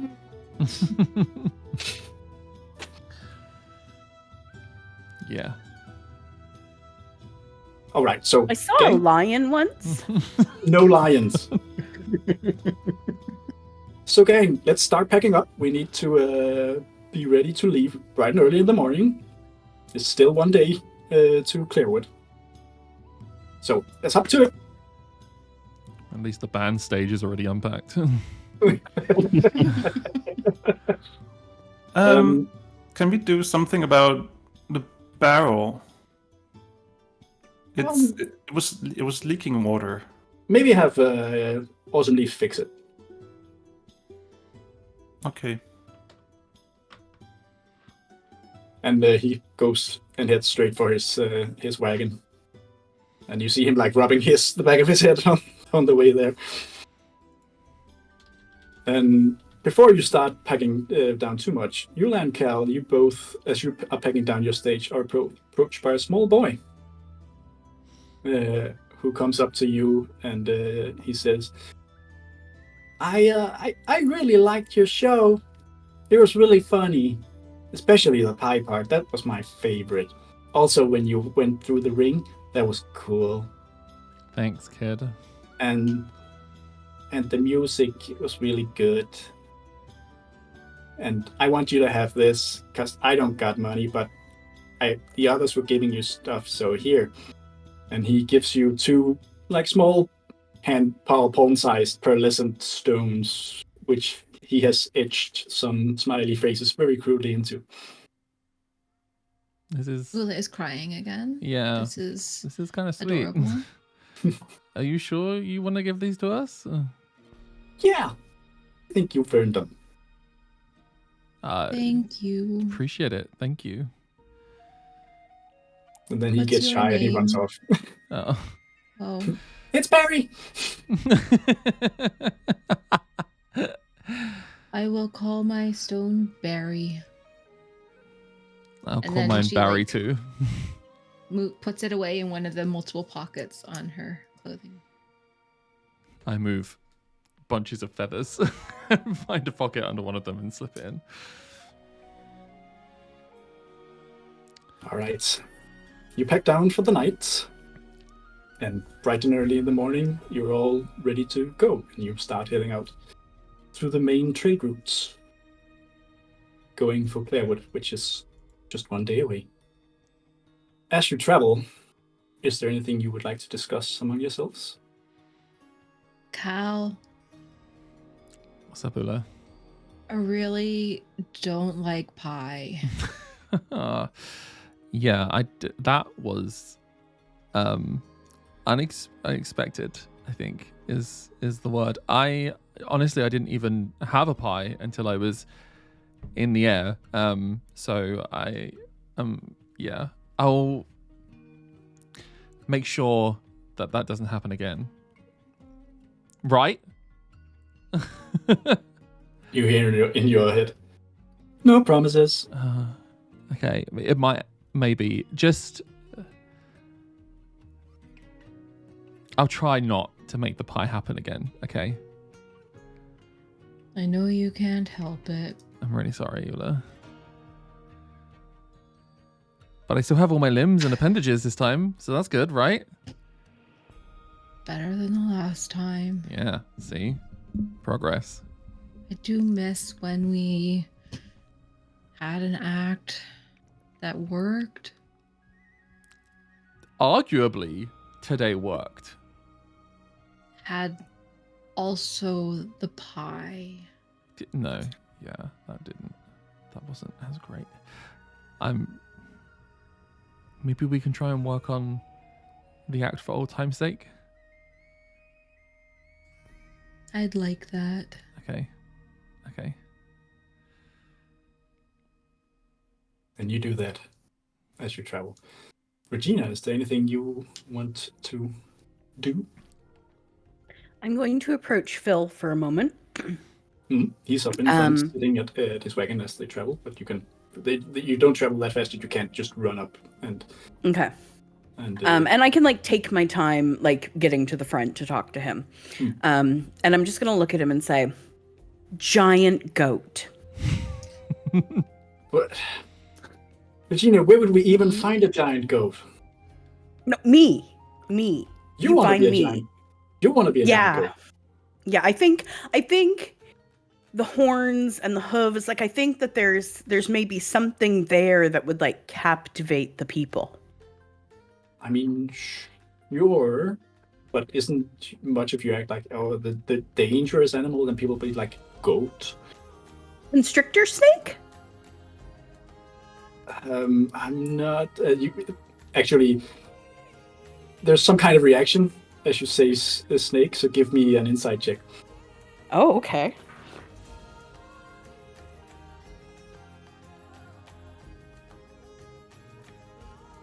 Seven. Maybe he just doesn't like snakes. Okay. I mean, there was a bit of a tangle with some rubber snakes earlier, so I understand. I think we've had enough about snakes right now. Okay, well, I'm going to think about it, because I think that if I can be the most magnificent beast, that the act is going to work great. I just need to find something stable, because I was thinking the goat with the hooves, stable, because last time stability was the problem. And so I'm going to mutter about that bit. And Phil, he goes, you know what, Regina? I believe in you. I believe that you can, and I believe that you will figure this out. I just need another rabbit. And I was like, head off as I like mutter about a rabbit. Alright. Tia, as you are riding your wagon, you hear from the back where actually Madame Dusk is sleeping. You hear her muttering in her sleep. She does that all the time. But it's just like random gibberish. But all of a sudden, as you travel, darkness seems to creep out from inside the wagon and envelop you. From my wagon? From your wagon. It seems imperceptible to everyone else, but you feel it, and you know what this means. It means prophecies are incoming. She She gets her prophecies when she sleeps. Right. I am going to quickly use a spell. If I can find it in my spell list. Didn't I? Yeah, I did. So I am sending a spell. I'm sending to Phil. All right. I'm saying... You get the connection. Phil, Madame Dusk is having a premonition. I think you might want to be here. You get the message back. I have a lot to think about right now. Can't you just tell me? I sigh, but I also... All right, fine. We need to work together, so I go in, open the doors, and go in to check. And she's in her swinging cot that you have one next to her that you sleep in when you travel, or when you stand still or camp. And as you approach, she suddenly sits bolt upright and stares at you with eyes that are, the white of them showing there's no pupils. And she says, "More than one watches from the shadows. One leads to fortune, the other leads to death. Follow the outcast." And then she flinches for a second, and she says, "The shine of gold is a lie. Look beyond." And she flinches one final time and says, "In found family, trust is everything. Betrayal draws close. Beware the lure of greed."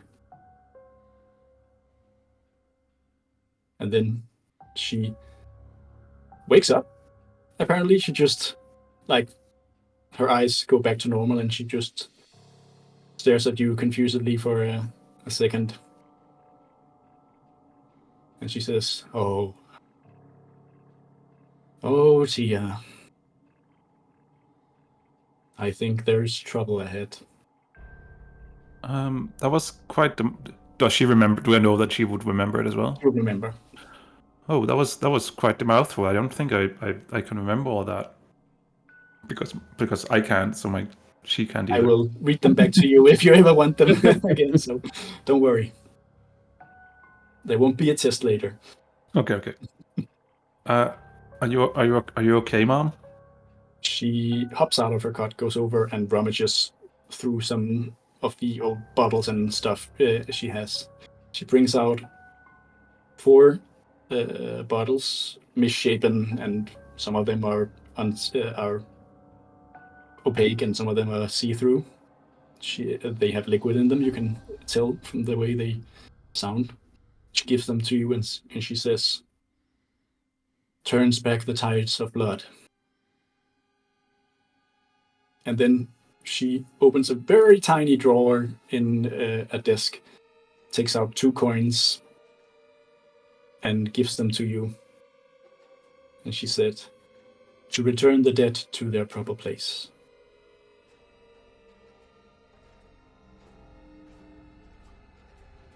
Okay. Why are you giving all this to me? You will know why.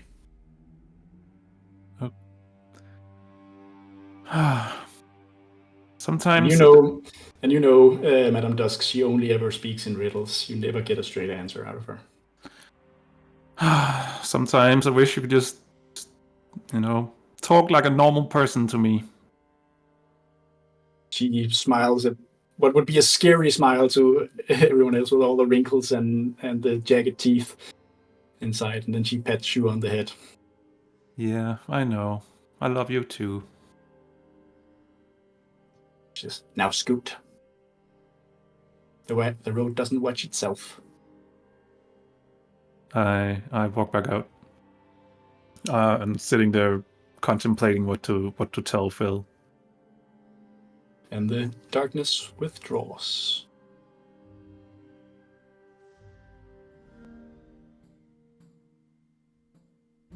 Sorry? Alright. So, you travel for most of the day. It goes through high noon to late afternoon to twilight. And suddenly at twilight, the whole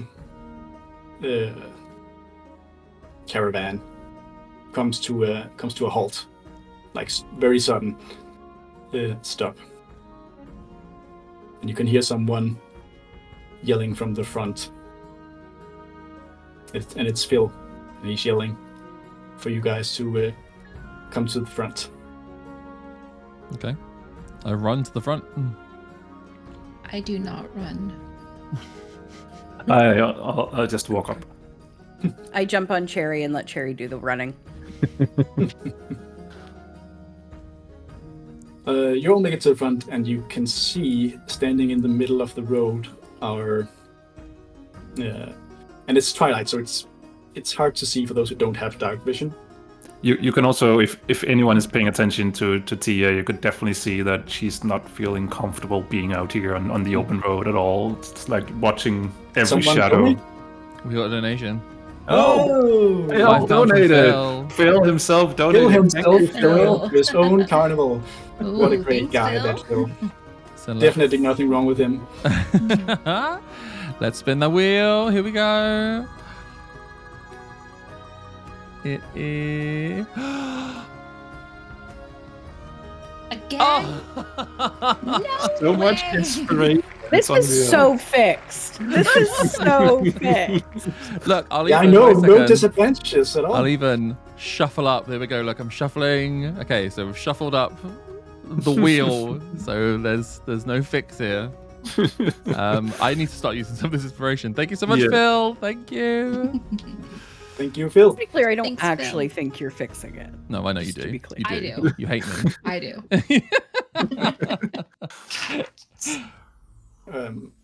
In the middle of the road, at least 3 people are standing. And as a traveling carnival, you've seen this before. This happens every once in a while. It's a shakedown, obviously. These are bandits. Their leader has, it looks to be like a woman who has red skin. And she has a devil mask on and very tight leather clothing. The others just look like a diverse bunch of goons, various sizes. And you know the drill. Phil, he just goes, well, hello there, travelers. Could you maybe get out of the road so we can be on our merry way? And this woman just goes, well, you gotta pay a toll to get through here. And Phil says, well, you came to the wrong place because we don't have any money. So either you just let us be on our way and you can rob someone else, or it's gonna be trouble. And then this woman leans forward and goes, well, maybe I want trouble. And Phil, he looks at you guys and he says, well, should we give her trouble? Yes. You may notice that Cal is rather excited at the thought of trouble. We can give them trouble. Can we give them trouble? Do I have permission for trouble? He kind of says to the air. Oh, you know it. Ah, says the voice in your head. trouble. Let's trouble. I love trouble. With a flair. Can we just all be civil and just have a nice day, everyone, please? Let's not start it off like this. Well, I was trying, Phil says, but clearly these people are intent on learning what it means to challenge a traveling carnival. So, let's get them. And let's roll for initiative. Woo! First combat, yay! Yay! I need a combat encounter on Foundry. Do you need a combat encounter? Oh, yeah, sorry. I can't roll initiative without it. Sorry. Well, I will totally do that for you, Cal. There you go. I think you should be. Yep, there we go. Ooh, I saw that roll. that's a nat Cal 20. is ready. Not Cal that is it rolling up matters on initiative, the but sleeves. Actually, let's add everyone in here so we can see everyone. So I rolled a. What did I roll? A 12. Yeah. Jim rolling I his rolled sleeves up for a fight. 6. Ula rolled a 6. And Regina? All right, you guys. Tell me when. I got a 14. I'll just 14. set up. I'm just gonna have Cherry go on my move because that's the easiest, like, I think, if that's okay with everyone. Yeah. Fine with me. Okay. Yeah. Ooh, look at these real minis. So cool. Real minis! Hey, this looks kind of like the swamp I was fighting in last week, Danny. Are you reusing maps? By you. How dare you not custom create maps for every moment of every game? In every one shot.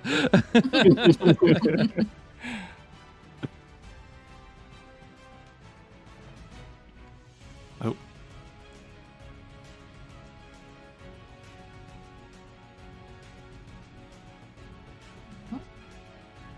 Right, can you hear me all right? Yep. Yes. Great. So this is the battle map. Have you rolled your initiatives? Yes. Yes. I'm Yes, 22. indeed. Wrong combat encounter.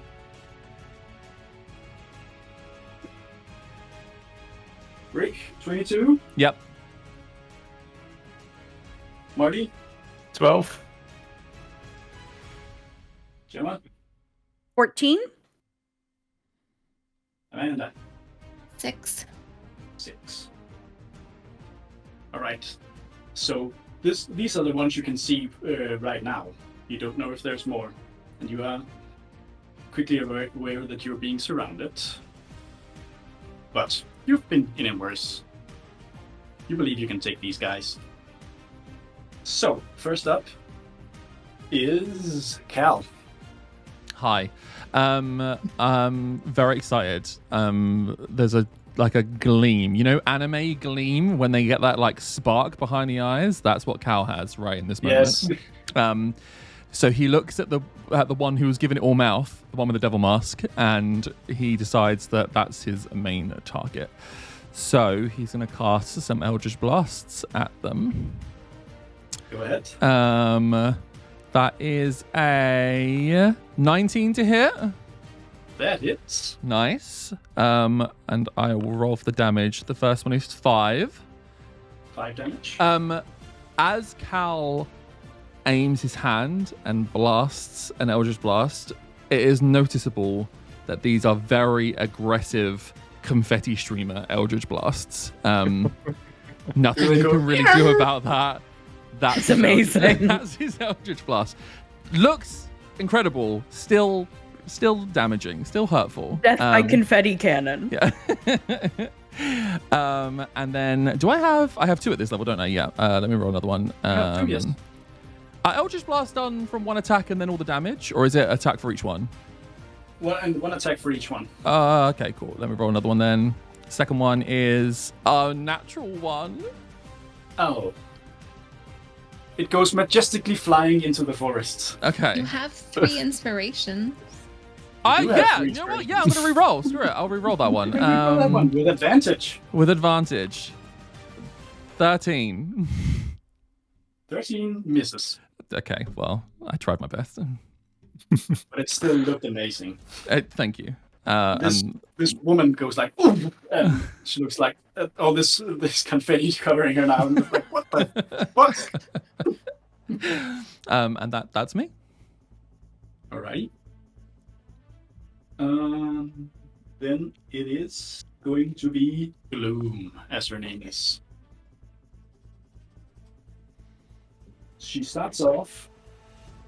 She didn't like being hit, so she starts off by teleporting straight to you through the darkness. Don't She's like now that. over here, and she's going to unleash 4 melee multi attacks on you. Ooh. With her bare hands. What? Okay.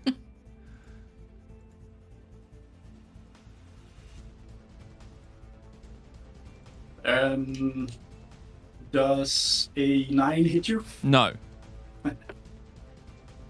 Does a 20 hit you? Yes. All right, that's 1 hit. That's another 9. And a 23. That's 2 hits. Yeah, will hit. Yeah.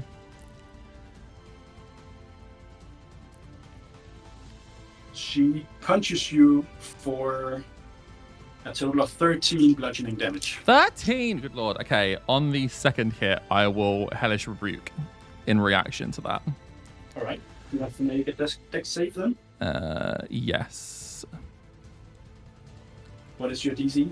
I'm trying to find it. It doesn't say on the spell. It doesn't say.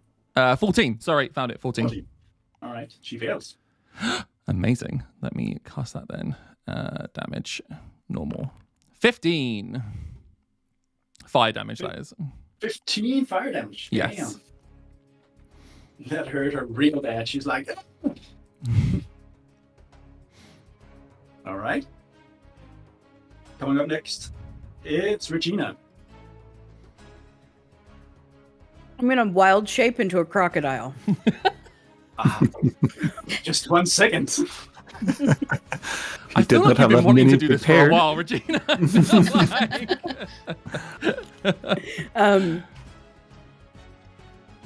And I'm just snapping immediately. I am ready.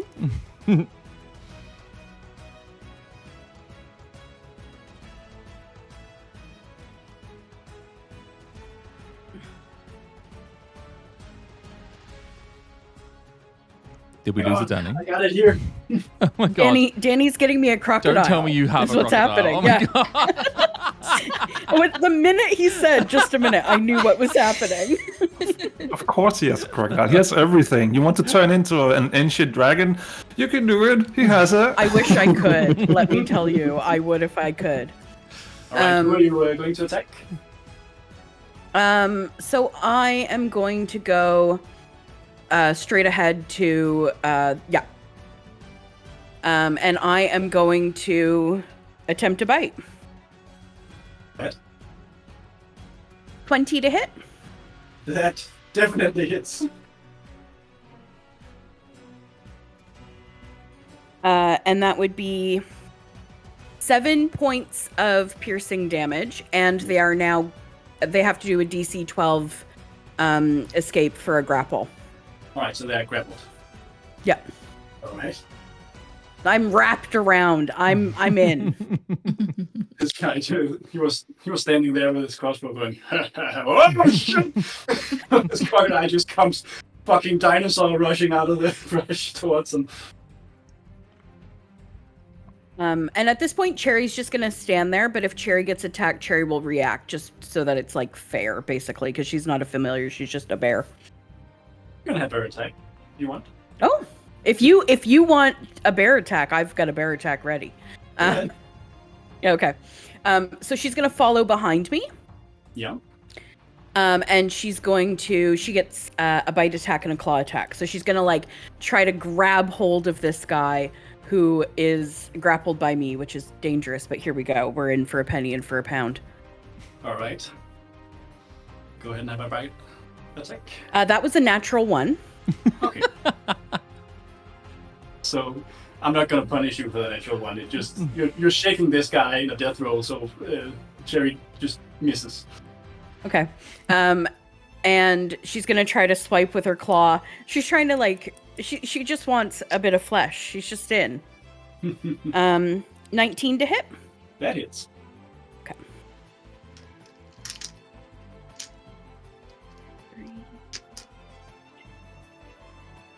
7 slashing damage. 7 slashing damage.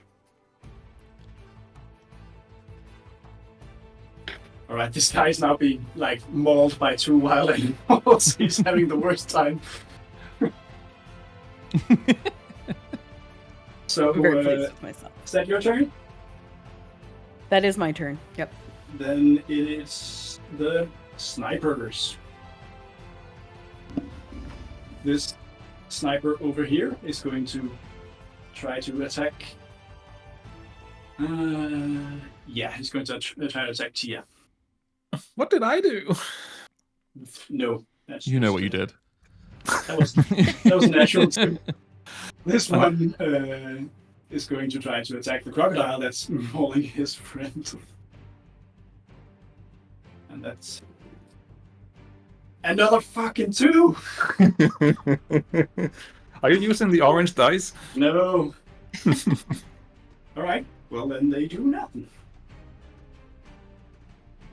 And then it is Marty. So this completely changes my plan. I had something awesome I wanted to do, but just having that arrow swooshing by me really, really fast just made me change my my plan a little bit. So I'm turning around and I'm looking at that person like very angrily because what have I done? So everybody who's looking sees how my eyes go completely black, and you can see that my veins also turn a little bit darker than what they normally do. And I use I should totally prepared this. I use dissonant whispers at the person, and he can now hear. This one? Yeah, the one that shot at me. Sure. Actually, give me 1 second. Can I use 2 sorcery points so I can make this a bonus action instead? You can. Okay, so I'll do that. But I'll still cast at him, so he can now hear like this haunting, dissonant melody in his ears. He has to make a where is it? Wisdom saving throw. Oh boy. No. Okay. In that case, he will take 7 damage. Psychic damage, and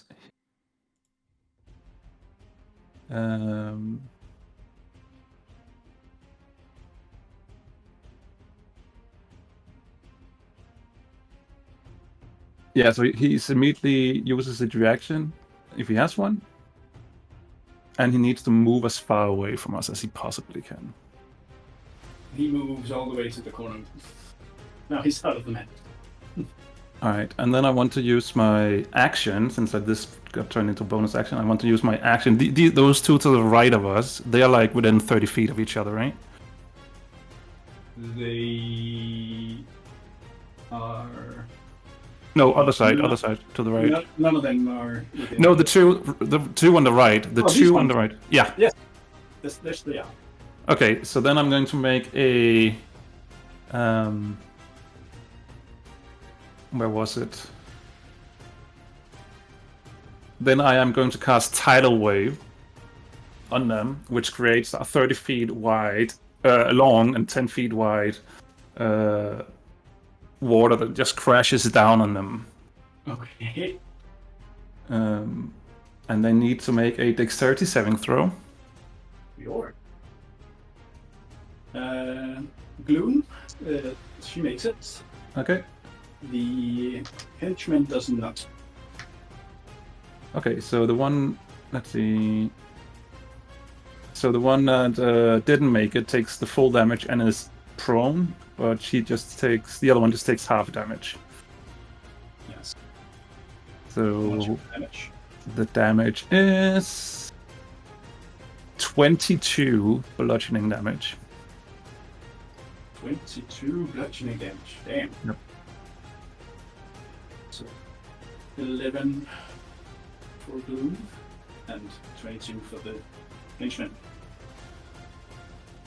There we go. Then I think I took up enough of your all's time. So let's move on to the next. Up next. Finally, it gets to be the henchman's turn. This guy is, well, he's got to panic and try and get out of the grapple. And he has a 14 to get out of the grapple. That will succeed. And he is out of the grapple. That is his turn. And this one was not prone, so he has to get up using 50 feet movement. Then he can't go anywhere, but he's going to take out his crossbow and shoot you, since you did the tidal wave at him. Does a 15 hit? Oh, just hits.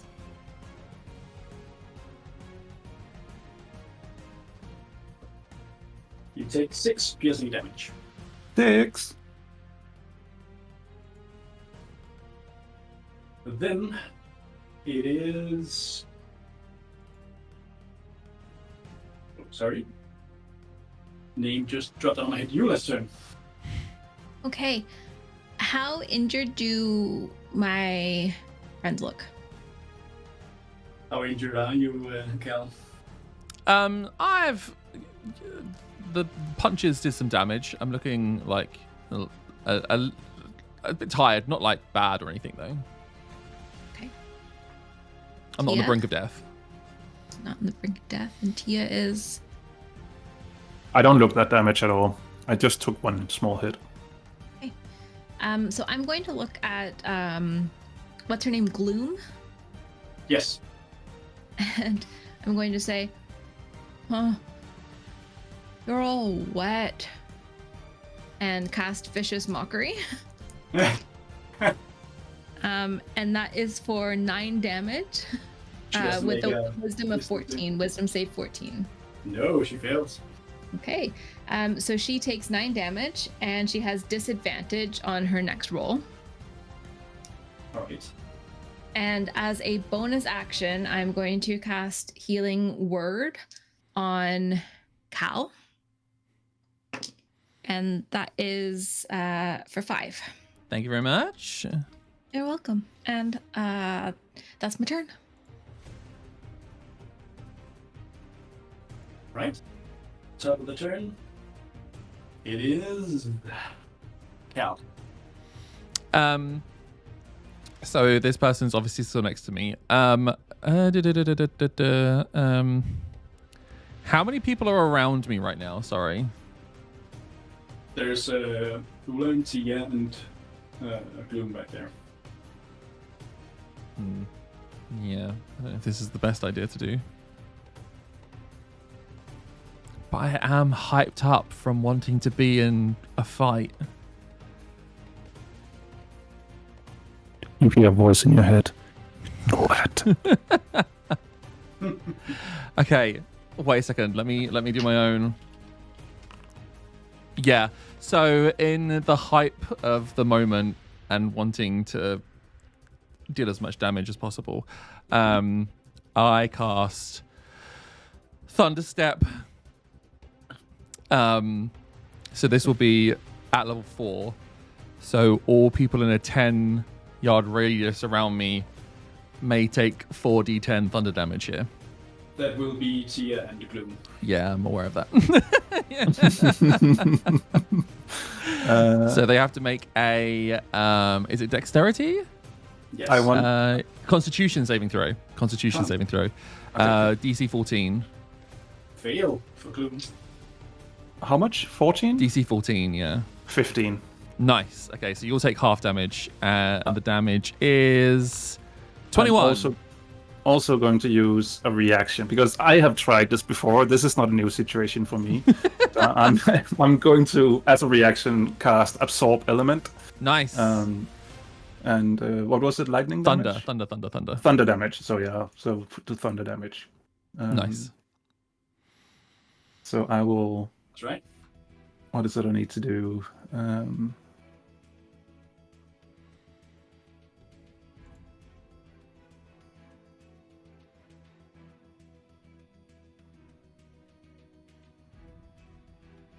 I resist. Okay, so I have resistance, so it halves it once more, right? Yeah. Yeah. Yes. Oh, wait, no. We can avoid all of this. I can teleport Tia with me when I do this move.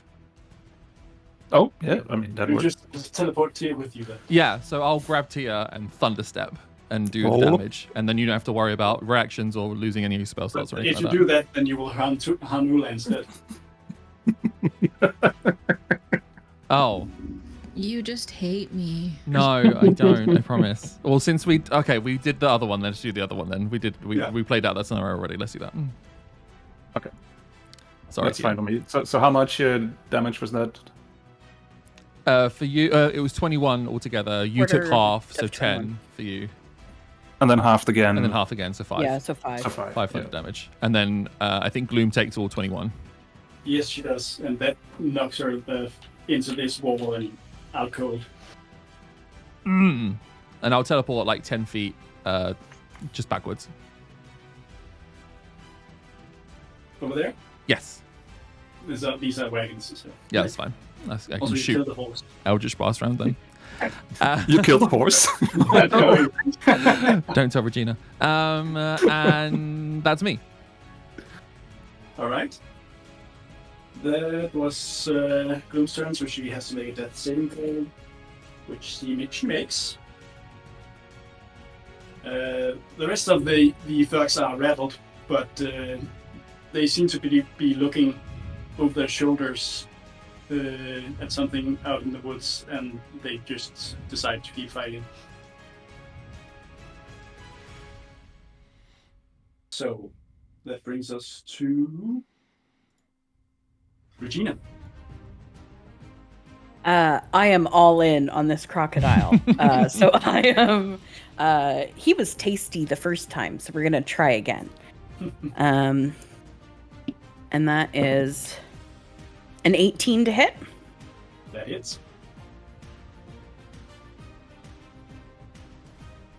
For 11 piercing damage, and he is now grappled.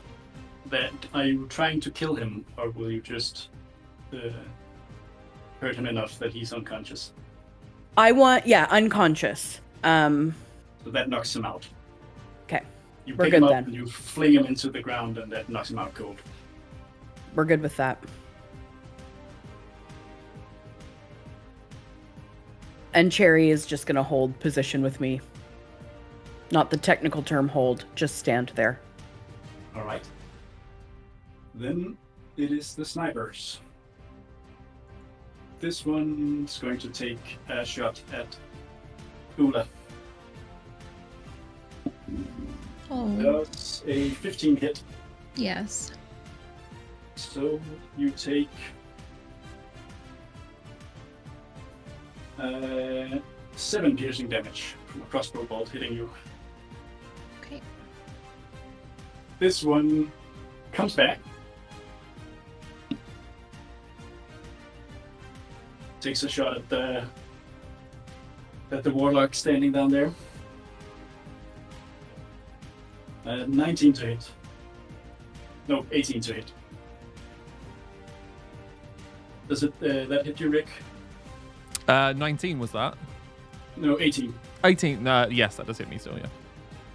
You take 8 piercing damage. Ow. And then it is Marty's turn.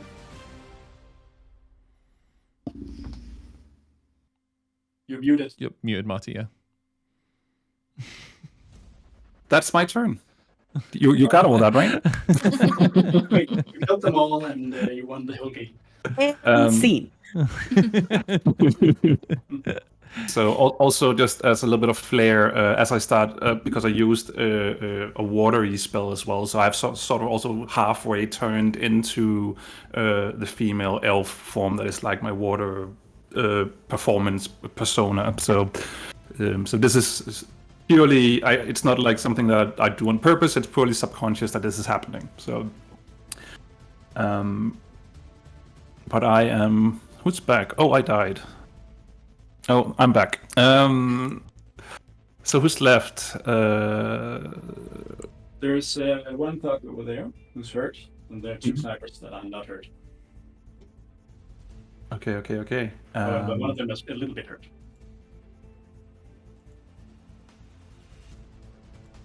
I sort of imagine that I'm staring that guy like in front of us. I'm staring him down, and my hair starts to sort of float up, sort of like electricity. If there's a lot of electricity happening, that sort of like hair is floating up, and I use Mind Sliver on him. Again, eyes goes black as well as that happens. And veins are popping even more with black energy. Intelligence saving throw, please. Oh.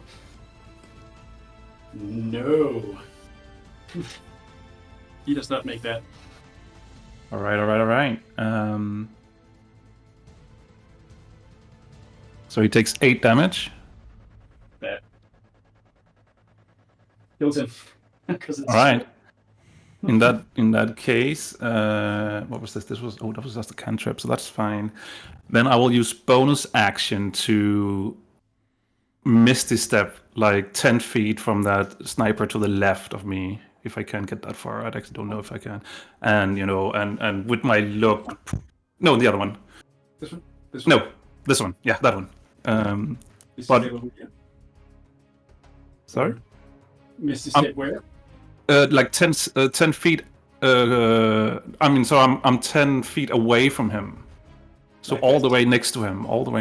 Oh, to 10 feet away. Yeah, yeah, and then just with my looks, I know that that my veins are popping and my black eyes and my hair is going up into the air. So it's sort of like just a intimidating move. He looks scared shitless.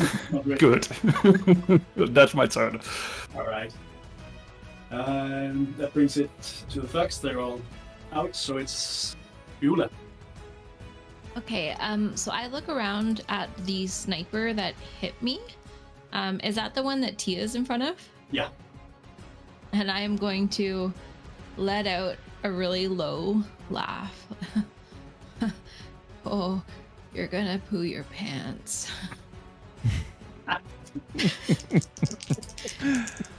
Because I have seen Tia look like this before, and it is creepy. And I cast Vicious Mockery for 6 damage. He fails. So Okay. he takes 6 damage. 6 damage and disadvantage on his next turn.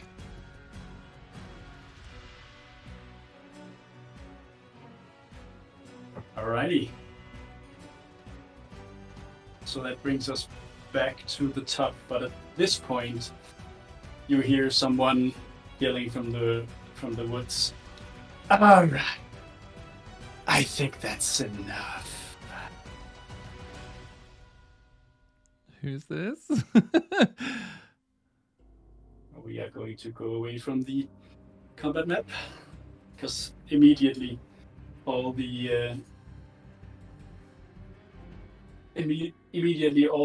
goons stop what they're doing and just freeze in place.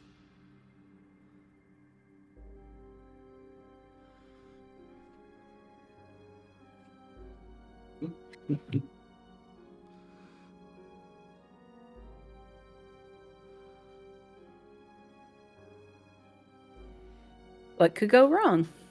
Everything. I'm sure it's fine. Yeah, it's good. This is like a friendly trick-or-treater or something. You see a person coming out of the darkness into where she's just visible in the twilight. It's a woman. But she's almost unnaturally skinny, and she has piercing yellow eyes with like slit pupils, and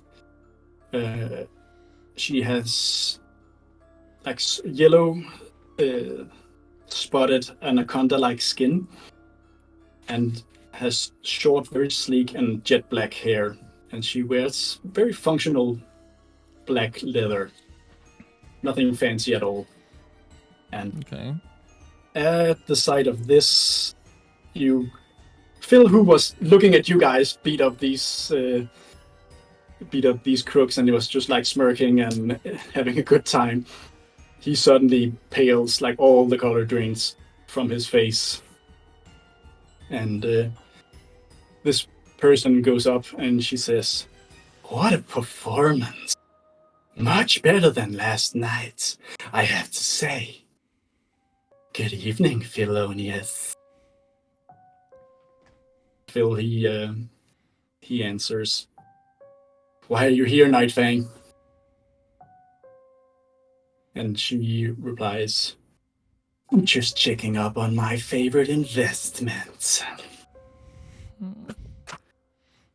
And Phil, he goes, "There's no need for you to stalk us. I told you I have a plan." And Nightfang, she goes, "Ah, yes, of course. The big noble wedding. I actually have some good news for you regarding that. I took care of the issue that you mentioned. So don't worry. No one will be encroaching on your territory." And Phil, he just he goes silent and he looks worried. And Nightfang, she lets it sit for a while before she continues. And she says, "Since expensive favors are starting to pile up now, I think it might be best if I keep an eye on your little carnival. Quite a few of your underlings seem to have left by now. I wouldn't want you to get any similar ideas.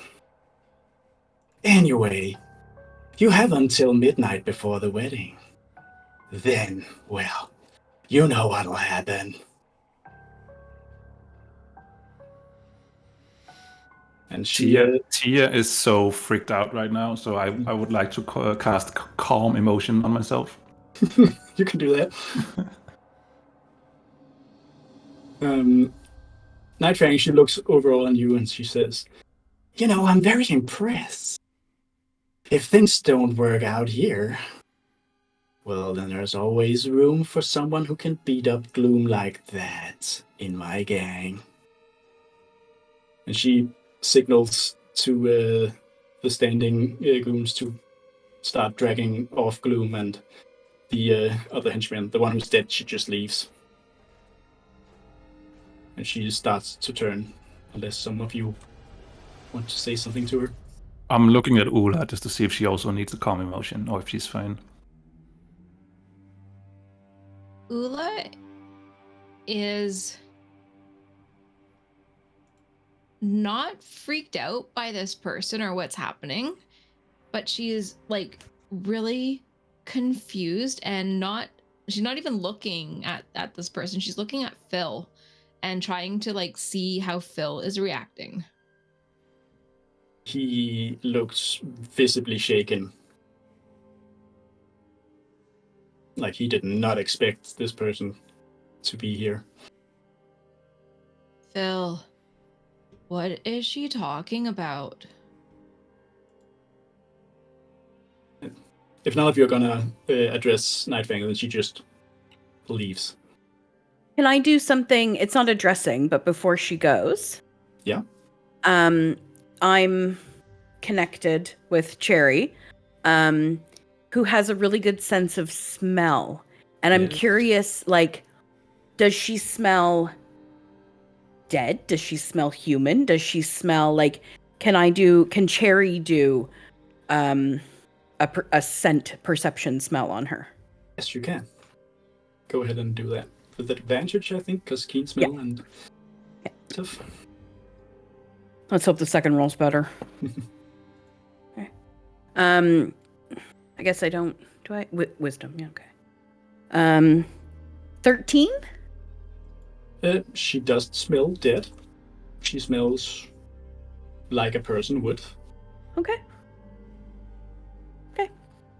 But she's definitely not human. You can make a nature.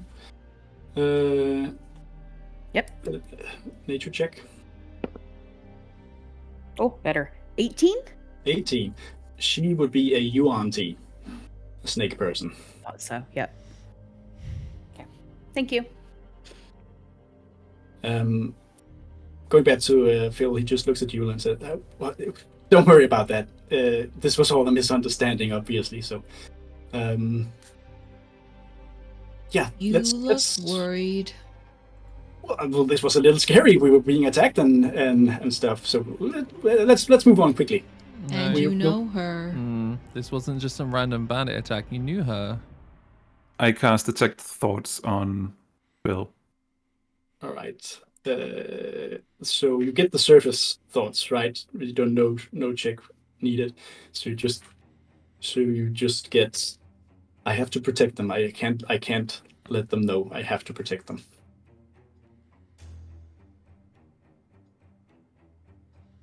Okay, thanks. I'm keeping that to myself. All right. So yeah, obviously I know her. It's Nightfang. She's a crime boss. Everybody knows. Don't you know her? No. I'm going to shift out of crocodile form and back into halfling form. She's very famous, and I did not expect to run into her here. I mean, clearly we've stepped onto some kind of territory of hers, and she thought we should be paying toll, but she was impressed with our fighting skills, and she's letting us go. So we should just be thankful for that. Thankful. Speaking of thankful, she took care of something for you? Yeah, I don't know what she's talking about. So what? So okay, so she's famous. You know her. Why does she know you?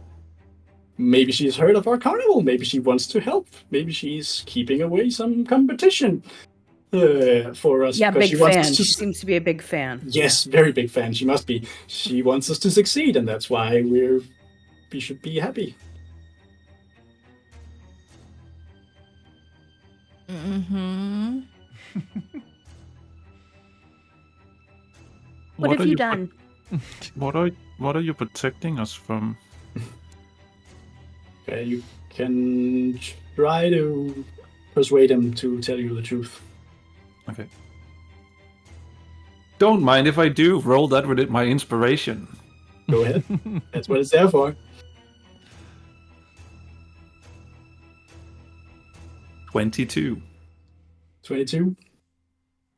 Right, so his facade drops. And he's... Alright, so I borrowed some money for Nightfang to keep the carnival going. Because we were out of money and we needed it. And that was a while ago. So there's some interest compound. So now it's 1,000 gold. But we can make that back if we just get to the wedding. It's simple as that. At this point, she is like turning around and she's breathing like very frantically, just kind of almost like she cannot, breathe any longer. But it's my problem. It has nothing to do with you. It's me who owes the money. It's not you. But it isn't us problem because we're all part of the carnival. What happens if you don't give the money? What's the consequence? Then she'll probably kill me, and she'll take everything. Well, No. obviously, she can't take you because you're not. But I own the infrastructure. She'll just take the whole thing. No. Tia pulls out a tarot card and looks at it, and you can just see her face just completely goes white. But look, it's gonna be fine. We just need to make it to the wedding. We can make that money. It's the ranger. And he's pointing towards us. You put a target on her backs, and I just panic even more now. Tia, calm down. I didn't put a target on your backs. If anything, I put it on my own back. But the cards, and she's just holding up the ranger in your face. Nightfang won't harm you. She'll harm me, if anything. I hear that. I hear what you're saying. But also, we have been doing this together for a while, some of us longer than others. And we're not just going to let you get killed and disband the whole livelihood that we all depend upon? What was I supposed to do? We had no money. It would have disbanded even so. You could have talked to us. Could have, but then maybe you would have left like the rest. This is all I have. This is all I have. This is all I have. You know You've I put can't that go. on risk. I don't even know anything else besides this. And Philly's just go, oh, God, you guys. Just, if we just make it to the wedding,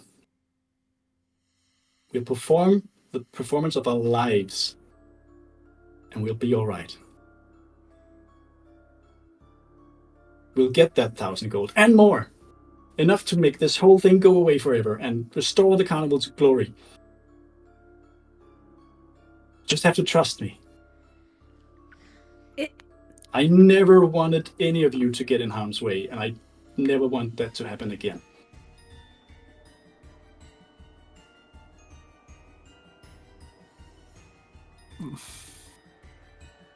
Yeah.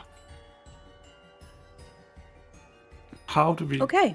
How do we even make that amount of gold in a day? Bearwood is a diamond mining city. Their lord is filthy rich. It's his wedding. He will pay us. It's nothing to him. Do you know that? Do you know that? It's very well known that he has that money. Do you know that he's gonna give it to us? Is he known for spending his money?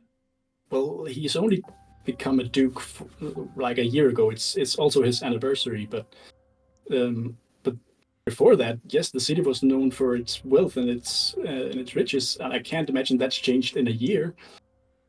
But these people don't get rich by spending money, right? He has a diamond mine. He has basically infinite money.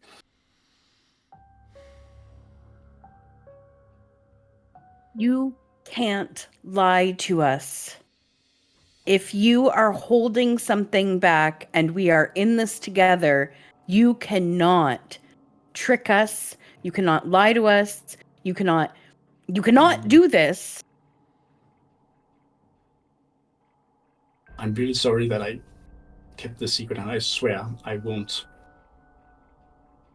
keep anything secret from you again. But we need this to save the carnival. So there's nothing else. I asked her to maybe make sure that no one else would get this gig. Is the tech thought still up at this point? It's like a minute. Has it been a minute? Yeah, it's been more than a minute. Okay. Who was the competition? Some other carnival.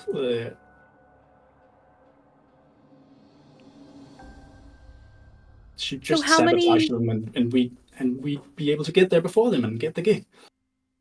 So sabotage like temporarily, not like permanently Yeah, of course. sabotage. We're talking Of like course. break a caravan wheel here, not like murder. Break some carnies. necks, yeah. Obviously. And you know that for certain. Well, I wasn't there, but she told me she took care of it. Yeah, she seems to be great at taking care of things. Yeah. Okay. Oh, So boy. I'm going to have a quick hand-on-head moment.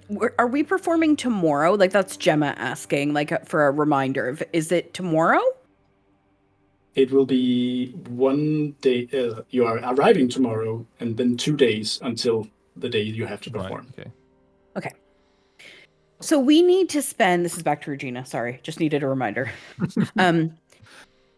So we are spending the next 3 days getting into the best act of our lives. That's it. That's our only option, friends. I know you can do it. I believe we can do it. All of us.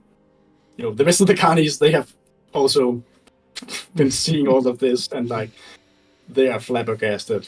Especially Autumn Leaves looks really sad about this. We could always kill her. I don't think that would be a good idea. She is extremely powerful, and she has a very powerful gang with sub-bosses and other things. I Just saying. don't really think. I mean, I know that sometimes when I lose a little bit of my control of myself, that I turn into this scary-looking thing, but I don't really like or want to kill people. No one is asking you to kill anyone.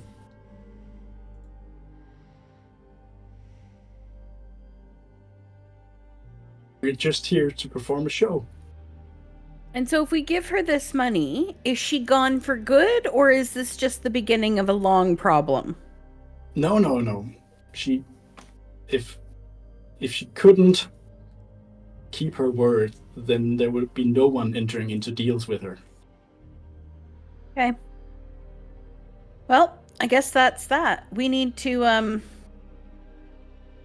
do better than this, and I need to not turn into a cow. That was the plan. Yeah, so.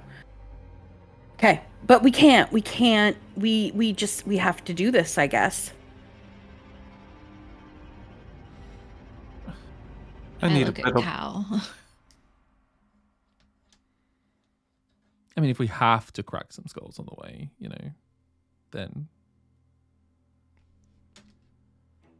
I think I need a better barrel. Yep. Better barrel. So you're with me? Fewer pies. Yeah. no pies. We're with you. And you hear the other carnies going, which she puts some more gnomish flavor on something, and she just goes, "I've been with you from the start, you stupid idiot. God." And Autumn Leaf just goes, "I wish you hadn't done this, but of course I'm with you." And Snappy has lit a cigarette, which all you guys know that he'd quit. So he's like, "Gotta feed my kids somehow." And the deck were standing on the side, going, "Well, we might as well. We don't have anything else to do." And Startarsk also nods curtly.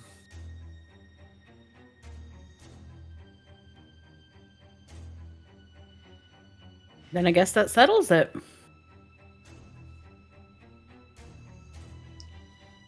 Excellent. Then let's get moving. Let's get moving. Right. Anything you want to do before we skip to arriving at the city? A lot of practicing. Off screen. Yes, A lot of practicing. much. Eye of the Tiger montage. Regina and Cal, you both spot something as you are heading back to your vans. With a little bit of moonlight is peeking through. You see a lone figure standing on a hilltop near you. Kind of short, not halfling short, not human tall. Kind of in the middle, maybe dwarven. He's that person is clearly looking down at you, then turning around and leaving. Did you see that? Yeah. I don't think they were watching. Does this remind me of anyone? Like, do I Yeah. have any sense? No. Okay. And I didn't see anything, right? No, only the two with the highest perception. I'm gonna give Cal a nudge and say, let's hope it's not another loan shark. We can't. We don't have anything. What would we give? Well, at this point, it's going to be our blood if we don't sort this out. I mean, I think that's already on the line, right? I don't think Sharptooth, whatever her name is gonna like care that we're property, right? Let's be honest. Let's be honest here. Mm-hmm. Mm-hmm. Okay. Okay. All right. That's it. Anything to add before I think we should take our meal break? Do I get another rabbit? Do I find a rabbit? Can I have a rabbit? No one spun the wheel. Damn it. No rabbit for me. Oh no, I'm super not ready for a meal break. We haven't even ordered pizza yet. Well, it's about in 8 minutes where we said it would be. Yeah. Just lots of practice. Yeah. Lots of practice. I'll And be- like maybe we helped you get a new barrel. Or like patch your barrel, because we can't have deformed wolves. We've got enough issues with my animals. We can't have yours broken too. I'd also spend some time like pleading with my patron about like what we can and can't do, and them not necessarily potentially like dropping things on me, both literally and figuratively, and kind of like make the argument that like if this goes under, if like we don't do this, there is no carnival for like you to be impressed by and for you to have your, you know, shits and giggles with. It's over. It's all done. So like, I know how you are, but for the love of God, for this one, please just work with us on this. But I'm always on your side. I want you to do well. Yes, but we need to do a specific kind of well in this situation. Don't worry, I've got your back. Okay, yeah. That's never something I haven't heard before.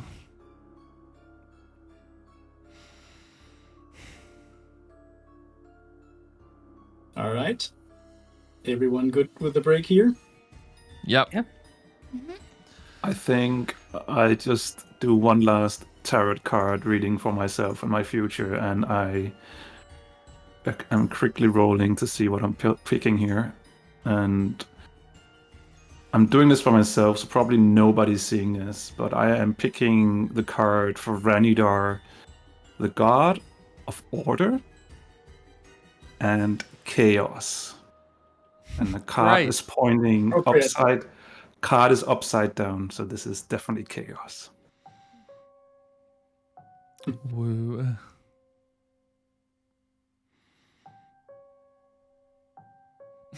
And on that right, note, you guys, hope you've enjoyed what is essentially the first act of this one shot. There we go. How The long are we stage going is for? set. How long are we going for meal for? Did we say half an hour? Half an hour, Yeah. so we'll be back at around, that'll be 7, right? Yeah, 7. yeah, 5-2. 5 to 7ish, yeah, around that time. Yeah.